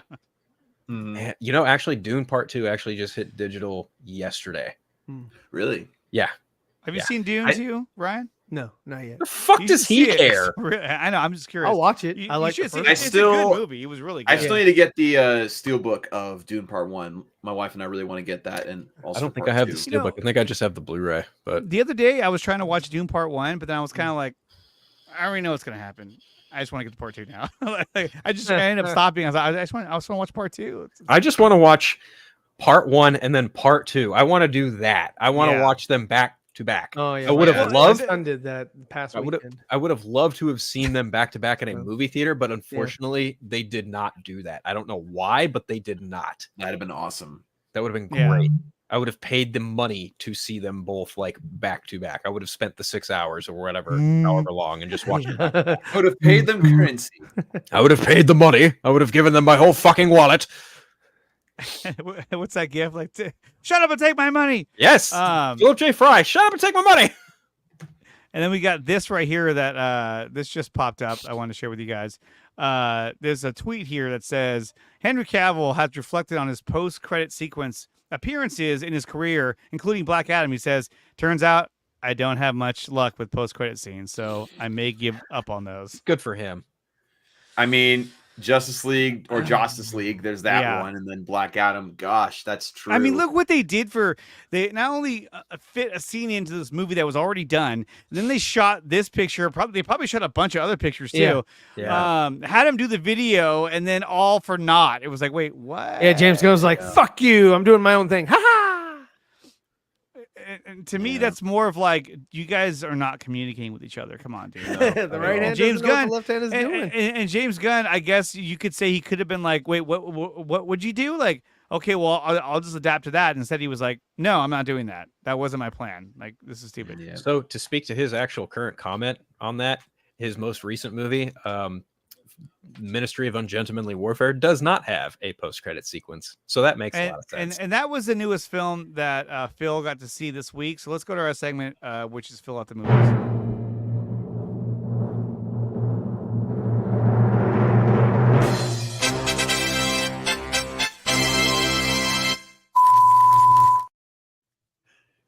Okay. So let me tell you all about Ministry of Ungentlemanly Warfare. Is this like the Sean Connery film? No. No. Believe So you're close. Gentlemen. You're well. Sean Connery. There is kind of a Sean Connery connection in that. Okay, so this is the movie Guy Ritchie made about the turning point in World War II that helped get United States troops onto United Kingdom soil. But this is also the same story that Ian Fleming utilized for his inspiration as James Bond. The character that Henry Cavill plays, Gus March Phillips, is the inspiration for James Bond. Ian Fleming, the person, is an actual character in the film, plays for British intelligence. The film itself is actually, if you know Guy Ritchie's filmography, you should be very familiar with what you're about to get here. It is, without question, one of the wittiest, fucking top-notch films of the year, in my opinion. Tight action, beautiful score, incredibly well-paced, beautiful chemistry between Alan Ritchson, Henry Cavill, and the rest of the cast. Isa Gonzalez does a really solid job as, I forget her character's name, but she did a really great job. She's got a part where she's just totally playing Nazis for fools. And especially if you're a fan of watching Nazis just get obliterated, watch this movie. I'm telling you, you will be happy as fuck. If you love watching Nazis meet their demise, watch this movie. This movie is made for if you love Inglourious Bastards, you'll love this. Yes. Basically. Yes. Really? Yes, if you I love wanna see watching that. I Nazis wanna just see get the that. absolute fucking dog shit beat out of them, shot, killed, murdered, whatever, this movie is for you. Is this movie violent? Yes, yes, it is. Nice. It is awesome. There are moments in this movie where Alan Ritchson actually takes out fucking dudes' hearts, and it is fucking hilarious. Is it like shockingly violent where you're just like, No. oh god? No, like there are effects that you see, and there's even stuff Yeah. you don't see that they allude to where you know what's happening, but you're just like, oh, you just leave it up to your imagination. I think Guy Ritchie does that really well. But yeah, this movie is the fucking sauce. I absolutely had a fantastic time. Go see it this weekend when it debuts. It is absolutely worth the theater trip. I enjoyed the hell out of it. 5 out of 5 for me. One of the best movies of the year. 5 out of 5. There you go. Thank you, Phil, for that review.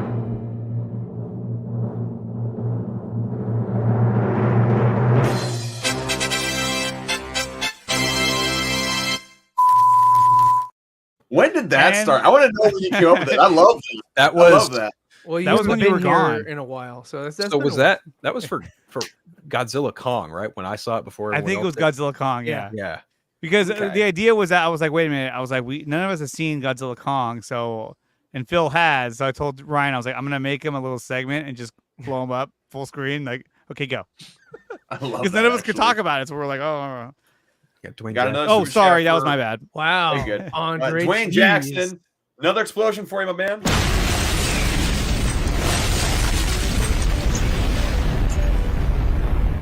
Thank Dwayne you, here sir. says, absolutely, thank you. He says, if there's another Bond film, do you guys think Cavill can fit as the new Bond? I absolutely think he can. Wasn't there Oh, rumor yeah. circling around?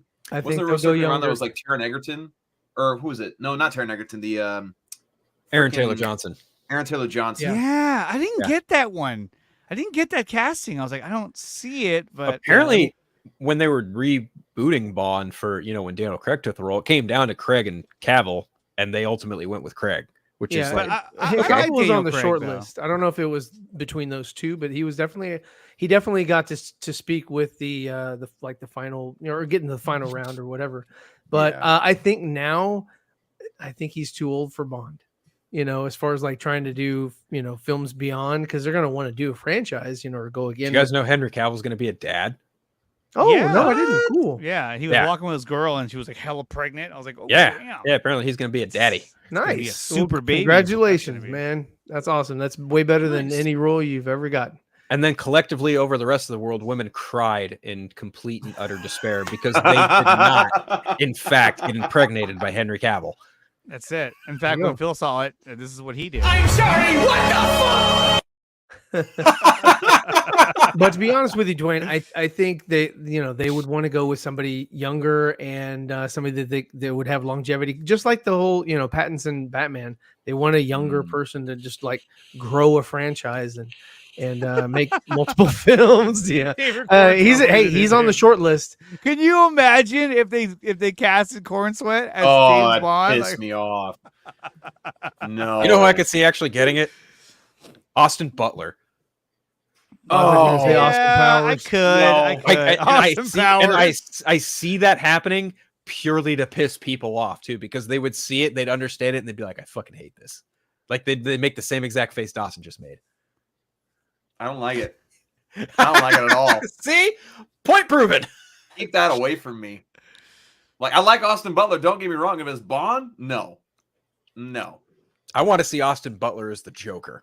That's what I want to see. I'd like to see that too. I would love to see that. I would love to see Austin Butler As the the Joker. He looks Joker. more like Kevin Bacon for like maybe a footloose prequel. No. I love me some Reboot. bacon. Another fit. Oh, you know what? It might have been You for don't need another Roadhouse. one. No, we all saw the Roadhouse. Never mind. Yeah, no, it was General. Yeah, baby. Yeah. He's the new Bond, Austin Powers, baby. Man, I would love for there to be a fourth Austin Powers movie, but it's Oh, probably gosh. not Austin gonna happen. Powers is yeah. old. It's way He's too so old Way now. too old. But you know what though? All those films, they're so funny. Oh, my God. I mean, Okay. they got a little more ridiculous as they went on, but they were. I mean, especially the first one, it's Sure. a good movie. Spy Who Shagged Me is also pretty solid. Yes, if you ask they're me, all too. good. I think you could do an Austin Powers movie, but you have to make it about his child, and you have to put Austin Powers in the Michael Caine role. You basically kind of Sure. spoof the third movie I can see and make that. it about Austin Powers Jr. finding Austin Powers. With my Faja. Where's my Faja? Yeah, I mean, their interaction was great. Him, Michael Caine. The one that I felt was kind of out of place was Beyonce. She was like, she was hot at the time. She was very attractive back super then, popular, but very super popular. But I think she detracted from the film a little bit. I liked everyone else in the role. I liked Heather Graham from she was the second one, and then the first one was, who was that? That was that girl that played in Weird Science. No. The Weird Science reboot or show? Maybe the reboot. No. I don't know. Not the original one. No, not the original. The original was, I remember her. But yeah, no. What's her name? She was married to Hugh. She was married to Hugh Grant. I remember that. She was. At one point. Yeah, that's right. I forgot her name though, but yeah, I loved in the second. I think it was the second and third one they did it, where maybe it was the first one too. When they did the shadows. So he was inside the tent. I think that was in the second and third one. Yeah, second and third. Yeah, when Mini-Me was under his jacket, he was like, "Yeah, drink this." They needed a urine sample, and he tossed it up to him. He was like, that, and then I love they were doing the rock paper scissors. Yeah, they're like. I love it looks like someone's gonna have to stand on someone's shoulders. He stands on his shoulders. But then that was what happened, and then we saw, of course, what happened in Obi-Wan with Leia. Which was hide her under the jacket. Yes, Elizabeth Hurley. Thank you. Yeah, there you go. Yes, thank you so much. Oh, that's right. I need to rewatch those movies. Right, I feel compelled to rewatch those films now. like Will Ferrell, he's like, I'll never tell you. He's like, where is Dr. Evil's Leia? Kiss my ass. I'm going. Whatever. I would actually buy Will Ferrell. Dr. Evil's Leia. Damn, 3 times. I would buy Will Ferrell as a villain in an Austin Powers movie. I could see that happening now. Yeah. I mean, he was basically that in Zoolander. This is true. This is very true. What was his name in Zoolander? It was hold on. It was like Moss no, it was forgot his name. He had a ridiculous name. Mugatu. Yeah, Dr. Mugatu or Mr. Mugatu. What is this? A center for ants? Oh god. It needs to be at least 3 times this size. You're right. You're absolutely right. The files are in the computer. They're in the computer. Here where all the files go. I love the fact that on social media there's been the trend of using the audio from when Zoolander and Hansel meet each other in the hallway. Yeah. They do that all the time. It's in the computer. And they play that music. Yeah. Who's the bald actor who was friends with Zoolander in that movie? I don't remember. He's I remember. He played himself. Oh gosh, I'm gonna have to find this. Freaking A. Who is this guy? Zane, Billy Zane. Billy Zane was in Zoolander? Yeah, he was Zoolander's friend as Billy Zane. Yeah, he was just Billy Zane. Oh, okay. He was just there. Well, I mean, right. Nothing tops the after he loses, they go, "Hey, you want to go out for some whatever smoothies or whatever? Like, let's go!" And they're in the Jeep. Yeah. And then they're spraying the gasoline, and just because you yeah. does not mean that you can't not die by a freaking gasoline fight accident. I think I have the Black Death. The black lung. The black lung. You might be ashamed that her son's a mermaid. Merman. Merman. I can't believe I lost to him, to Hansel. She's like, think about it. He literally had to pull his underwear out of his pants to beat you. It doesn't matter. I love my favorite part of that movie is Hansel's story. No, Hansel's story where he's like, one time I was climbing Mount Vesuvius and I started to slip and fall. And then, I'm thinking, oh my gosh, I'm about to die. And I thought to myself, Hansel, haven't you been smoking peyote for the past 3 straight days? And couldn't this all just be in your head? And it was. I've never even been to Mount Vesuvius. It was like hot bread, Zeke. Yes, Shree, we are indeed recapping the whole movie. It needs to happen. Pretty much. Yes, Billy Zane tried to convince Zoolander not to accept the walk-off challenge. He was the reasonable friend to Zoolander. Correct. Billy Zane. I love that movie. That was a good movie. It was a good one. I mean, they don't make them like that anymore. They don't. No. You know, No. No. They do not. They do not make them like that anymore. Speaking of which, you guys see Happy Gilmore 2 is apparently going to happen. Oh, yeah, I saw that and I was like, Carl Weathers. Yeah, I was like, what are we doing? Yeah. You know, like, I don't know. It's one of those things where it's like, again, every time I see one of these films get rehashed or even like remade, I always dread the inevitable. Yep.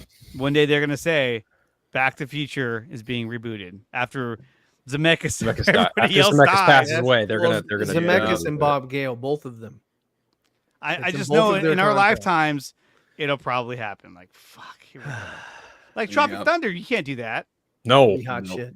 No, you can't do Tropic Thunder now. That was one of their last great films. Yeah. One of the last great comedies. comedies. Booty Sweat. Oh my god, I forgot that David Duchovny is in Zoolander. He was the hand guy. Yeah. Oh yeah. That's right. He was the guy. And he's hella weird. He had long hair. Yeah. He was all like scruffy looking. He was horrible, except his hand was in like this glass dome thing. Mm-hmm. Freaking love that movie. It's so dang good. So now Dawson is torn between Austin Powers and Zoolander. I have to go with Zoolander. I love that movie so freaking much. It's so funny. I'm sorry. Tropic Thunder wins it all for me. Oh, we have another super chat from Dwayne. Hey, here we go. Thank you, man. $10. Here's another explosion for you, my friend. Let me get it real quick. Battle cry. Scrolling.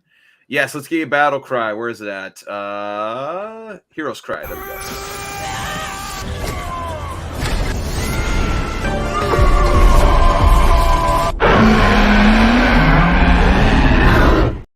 Love it. Dwayne here says, if Phil at the movies is a regular segment, if Siskel and Ebert was still a thing, which of the two between Ryan and Phil, which one is Siskel and which one is Ebert? That's between you and Andre. Who's who? I defer to Andre. Like, if I'd be the one that like left. I think it was like someone at the movies. Like it was. Well, he said between Ryan and Phil. I mean, neither one of them are fat, but I guess you would be the fat one, Ryan, because it looks like you weigh just a little bit more than Phil does. I guess Phil's a pretty thin guy. He is a thin guy. I didn't saw him in person, so yes, he is thin. He's thinner than me. If that's how we're going by, as it's only not personality.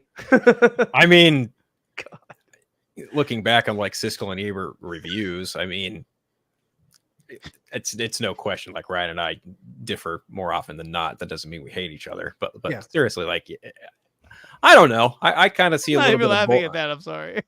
I kind of see a little bit of both of them and both of us, but I feel like That's what I say about my kids. I guess it really kind of depends, like on what movie it is, because on certain movies I could probably be a little bit of Roger Ebert, and then on other movies Ryan could probably take on the Roger Ebert persona. But then when it comes to other movies, I'm definitely a little bit more optimistic, like Gene Siskel. Yeah, this part right here. That's the part. Oh, for fuck's sake! There's Andre over there.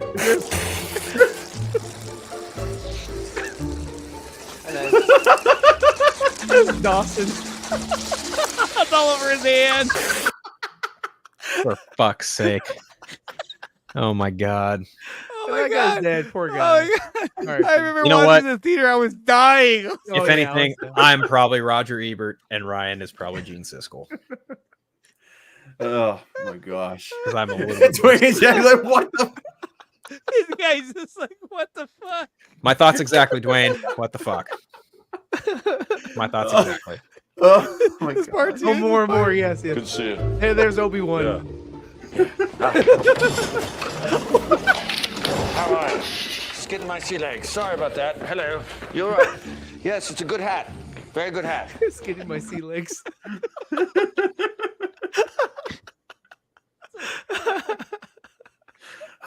Which movie is it where he has that little cart thing and he has to like do like a 6-point That's turn? the first one. The first film. the He's first like, one. get out of the way. Oh, it's a steamroller. And he's like 20, 30 yards away. That, and then of course you can't forget about whenever Dr. Evil takes off in his shuttle to escape, it looks like a big penis. like So they're always like, Johnson. Yeah. what It's like a big Johnson. And then I think in the third film, like they have a satellite that's like a giant pair of honkers. It's either the first or the third one. I don't remember which one it is. I think it's the third one. I think It's the third one, I think, that has like a satellite that's a giant pair of honkers. And everyone. Okay, so we have a cock and balls, and then we have a breast. What was the third one? They did it all 3 movies. I don't know. I don't remember. But I remember he's like, Yeah. where he's like, Yeah. when he goes, preparation A was a failure. Preparation C through what? Now this is preparation H. So you might as well call it preparation ass cream. And he's like, I don't understand your reference. Yes, Dad. I would love some chocolate ass cream. And then Mini Me jumps on the table. He goes to push the button to kill him. No, Mini Me, no. Oh, the sharks. He was like, "Wait, hey, man." That's 2, right? Chocolate ass cream is 2, isn't it? It's the second one, I think. Sharks with laser beams attached to their Lasers. Sharks with laser. Freaking lasers. Freaking lasers. So damn, I gotta go back and watch them. I know it just popped in my head. I was like, "Oh my god!" Fucking distributed those movies. Hold on. Oh, I love the intro with Tom Cruise as Austin Powers. That shit was amazing. Oh, Danny DeVito was Mini Me. Yeah. Oh He's like- no. Are they what I think? Are they distributed? But who I think they are? I think Is they it Warner are. Brothers? Who was Dr. Evil in that? I forget. New Line, technically, but Warner Who was Brothers. Dr. Evil? Are you kidding me? No, for the Tom Cruise Danny DeVito thing. Oh, wasn't it Kevin Spacey? Was it? I think it might have been. I don't remember. It could be. It could be. It's a Oh funny my movie. gosh. Those are good. Those are really good. Rob Lowe is number 2. Oh yeah, Rob. Wow. No, Oh man. they go back in time and they're just like not even surprised to see him. They're just like, "Hello, Dr. Evil." Not even like, "Whoa!" And then there was a lady who'd be like, Oh, Frau. Yeah. She never changed between the. Yeah, they're all time distributed by periods. New Line. Yeah, that's right. Everyone was a different actor except for her. She just looked the same the entire way through. Like, oh, you look the same. Oh gosh, I Good haven't laughed that Lord. hard in a long time. And then You're there was welcome. Ted Savage played that agent, and he had a huge mole on his face. Oh, Fred Savage. Fred Savage, sorry. Yeah. But he was like, He's like mole. Guacamole. Mole. mole. You're looking at my mole, aren't you? No, I'm not. They did a similar thing with Wayne's World Part 2, where they went to the register for the event for the concert they're trying to put on. The guy has like one like white eye, and it's like and I'm just gonna cross the Wayne's T's World? and dot the lowercase J's. Yeah, lowercase J's. He's like, it's my eye, isn't it? No, why are we looking at your eye? Is there something wrong with that weird eye? Or was it in Scary Movie when what's his name? I forgot the name of the actor, the comedian. But he had the little hand. 2. That's Scary Movie 2. Yeah, he's like, would you like some mashed potatoes? He's like, My germs. I'm gonna use my strong arm. I'm gonna use my strong hand. Grab my strong hand. Oh, you guys see that that's apparently getting a reboot from Paramount? That didn't surprise me. Yeah, I thought they were funny back then, but I mean, I'm sure they can pull that You off. can't I mean, be those were funny the these ultimate days. like. I don't know how you do that in But- 2024. Well, I don't know how they do it either, but like back then, like those were the ultimate like weekends. Kids just go to the theater and watch a stupid scary movie, comedy, and it was just funny. And they don't have those anymore because you can't. Nope. You can't you be can't funny take anymore. risks. Satire doesn't exist anymore. Now it's either you offend somebody or you don't. Well, sorry. I had to beat them to death with their own shoes. Yes. Honestly, satire is just reality now. It Honest. is. That's very true. And Oh, yes, man. Brad definitely loves Scary Movie. Thank you for saying that. Yes, he does. He does. Totally. Poor guy. What happened to the spoof movies? Man, I don't know. They Stopped. died. They They died. died. It was Horrible, bad horrible for death. a while because they did it like superhero movie and Meet the Spartans. Meet the Spartans. And, Meet the Spartans was produced by Peter Safran. Did you guys know that? Yeah. We were talking about that. Really? on William. Yeah. Oh, that's hilarious. Talk about failing upwards. I mean, what? I mean, you're not wrong. You're not wrong. In Austin Powers 1, when that guy gets his head cut off, he's like, looks like he'll never be the head of a company. Looks like he's never gonna get a head in life. And at one point, he's like, looks like okay, that's enough. Okay, thank you. I'm just gonna walk away. Walk away.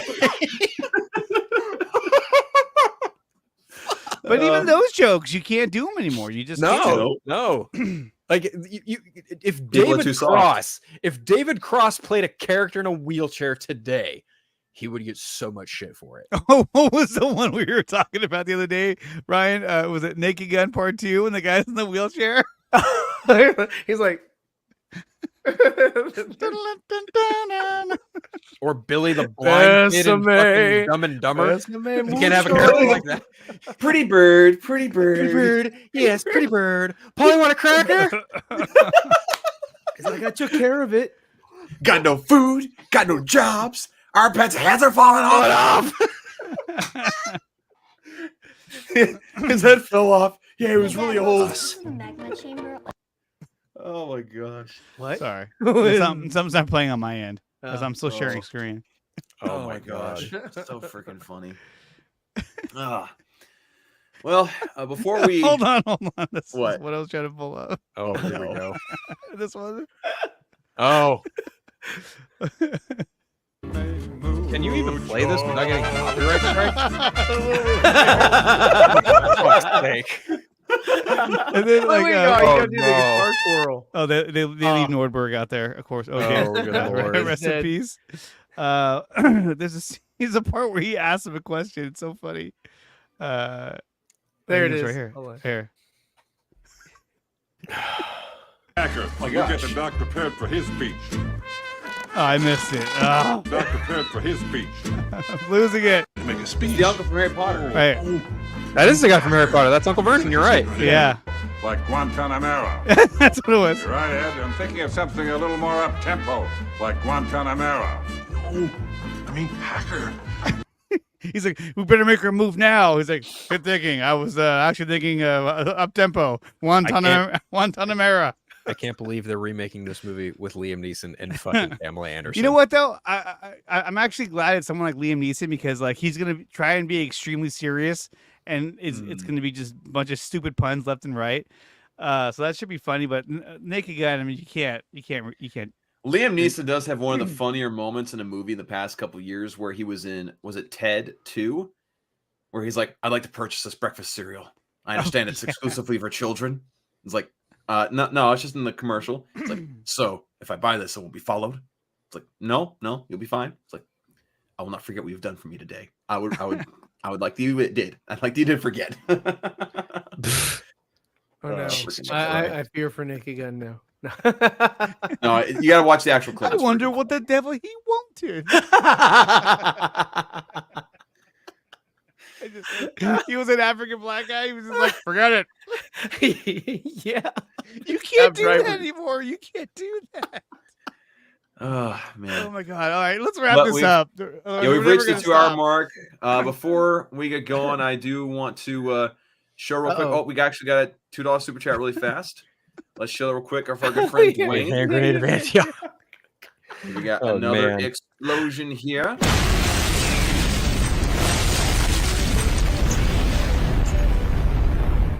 The Holy Hand Grenade of Antioch. True story. I once stayed up for 2 weeks and watched that movie every single night when I was like 13 and memorized like that entire movie. I freaking loved watching that movie.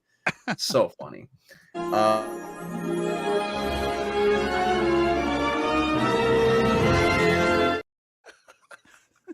Ryan, wait to hear you talk about funny movies. I can get to talk about my experience. So you can shove it. You can shove it. But real quick before we do go, I'm just going to show some recent stuff that I've got, like original pieces. All these are available for those maybe out in the chat looking for some original stuff. I do some of these at Biglet Comic Con Nova recently. Got some Superman, some Cyclops. This was really fun, actually. Get the good. That one's cool. I like that. Yeah. You got Invincible, Simple. That looks really good. Yeah, that's a good show. Got there you go. That's here. That was dope. That's dope. And we got Kratos pencils. Love this one. And of course, we got some Avatar: Last Airbender stuff. Got some. Why is that in there randomly? Oh. Yeah, I got Toph. Lost. Toph. And they got Spawn here, and they got Sokka and Katara. Got Zuko, Aang, all the gang. Some Attack on Titan stuff. Some anime and comic. Got this one too that I've been holding on to for a bit. Magneto is holding Wolverine. Indeed. And again, all these are available, whether it be through TikTok shop or whether it be just contact me on Instagram or Twitter or whatnot. Just go check those out. And yeah, last Comic-Con was a success. And I bring up the Kratos one because here's a fun little find I had. So a lot of the Comic-Cons I go to, there's like a Lego minifigure stand. And they'll have like custom characters. So here's Kratos as a Lego minifigure, which is pretty sick. And then finally got a Spawn. Freaking sick. Anyway, just wanted to show those off before Ryan plays another I don't care clip. Anything anyone has to say before we get going? Cool. Yeah. Okay. Thank you. Thank you for that. Anyone have anything to add before we kick off here? Fallout was cool. Yes, I still need to watch Fallout. I highly recommend it. Put that in the tweet too. I highly recommend it. No, I want to finish it. I was surprised the whole season was available at once. I was like, oh wow, we're going back to this. I missed this. Yeah. Yeah, true. Not the weekly releases. Yeah, I need to watch that. I caught up on X-Men 97. That's still dang good. Still just the best thing Marvel's done in a long time. You know what? Real quick on X-Men 97, because we sort of touched on it, but really didn't because somebody was in the room with us at the time. But the one thing I loved about it, and I'm gonna kind of spoil this for you a little bit. But I loved how they just dive into the lore of the X-Men and they don't give two shits about like, oh, you don't know who that is. Well, too bad. Like, they go right after it. Yeah, I love it. I like that. That's the what you should. Empire. I was like, yes, yeah, I'm finally seeing these guys that I've read in the comics. They completely avoided them in the MCU because they were a X-Men centric division of the the galaxy or whatever. But they were never in the MCU. Like, I'm sorry, but like in Guardians of the Galaxy and all that, they would have been around, and they weren't. Well, also you got to see comic accurate Ronan the Accuser, which was pretty cool to see. That was so cool. I was like, whoa, they went there. That's freaking cool. And to see Gladiator and the whole team. And if I'm not wrong, what is it? Lilandra, her sister, who has like a really generic, she has a generic name. It's like Death Angel or something. I forgot what it was. Yeah. But she has her own little team of, and one of them is Vulcan. Is Vulcan, and who is related to Scott Summers as his other brother, which would make sense because his father Corsair is out in the universe as part of the Starjammer. So I feel like Corsair is going to make his appearance in this film, and him and the Starjammers are like sort of like the Guardians of the Galaxy type crew, where they're kind of swashbuckler space pirates. Yeah. So Yeah, that should be they're just doing a really great job with the show. I mean, they're just, like you said, they're just diving into the lore and not really. They're like, it's up to you to catch up or be up to date, and it's like, I mean, cool. as soon as the episode started, like, and then when it went to the Shi'ar Empire, I was just like, oh, we're just gonna go right into this. I love it. I was like, they're not even trying to like tell you like, okay, this is who we are. No, they just jump right in. They're like, we're just gonna go. We're just gonna go. Right. And that's what I like about it. Yeah, I mean, it's even really well done. even the villain, what was his name? I'm blanking right now. Mr. Sinister. No, the owl. The adversary. The adversary. Thank you. Even like the adversary, it was just kind of like, you don't know who that is? Well, that's too bad because we're gonna touch on him right now. You know, it's just like, oh, cool. I like it. Yeah. The owl. Yeah. Who's discussing that? I thought the pacing for the episode was a little off because it just jumped back and forth between the two stories, and they're two vastly different stories they were telling, right? Like they should have just done half and half. You know what I mean? Like just tell the story. But I don't know. I get it though. I feel like honestly now, I feel like the life death thing could have been one whole episode to itself. It really could have been. Right? But I guess they didn't because they thought, well, if we did that and then you saw episode 5, you would say, well, where was Storm the whole time? But it was kind of like you didn't have to do that. Like it you know, you would have assumed. I feel like you could have done this after episode 5. You could have had life death as its own episode after episode 5, and because the setup from episode 3 or no episode 2, the end of episode 2 literally sets it up where she meets Forge at the very end of that, right? And you can get a couple episodes without her, and then you get this right after episode 5. She was on her own anyway, you know what I mean? And this is 97, so they don't have cell phones like we do. Right. They have like flip phones that give you no information. So anyway, they could have. I will say, like, Storm getting her powers back, the transformation that she saw, like getting her OG outfit. I was like, okay, this is fucking boss. Cool. Oh yeah, her black outfit, that was badass. That was dope shit right there. It was Brian's soft. like, thanks guys. Fine. You're welcome. No, I mean it's already released, so it's cool. It's not like y'all on saw him. It is on him to watch the episode now. Yeah. Yes, indeed. But with that, go check out Fallout and X-Men 97. Both really great shows, doing really great stuff there. Great adaptations. And also got Rebel Moon Part 2 coming out this next week, which is exciting. Friday. I'm stoked. Yeah, it's in 2 this days. Friday. Yeah, this Friday. And you can finally talk about your set visit.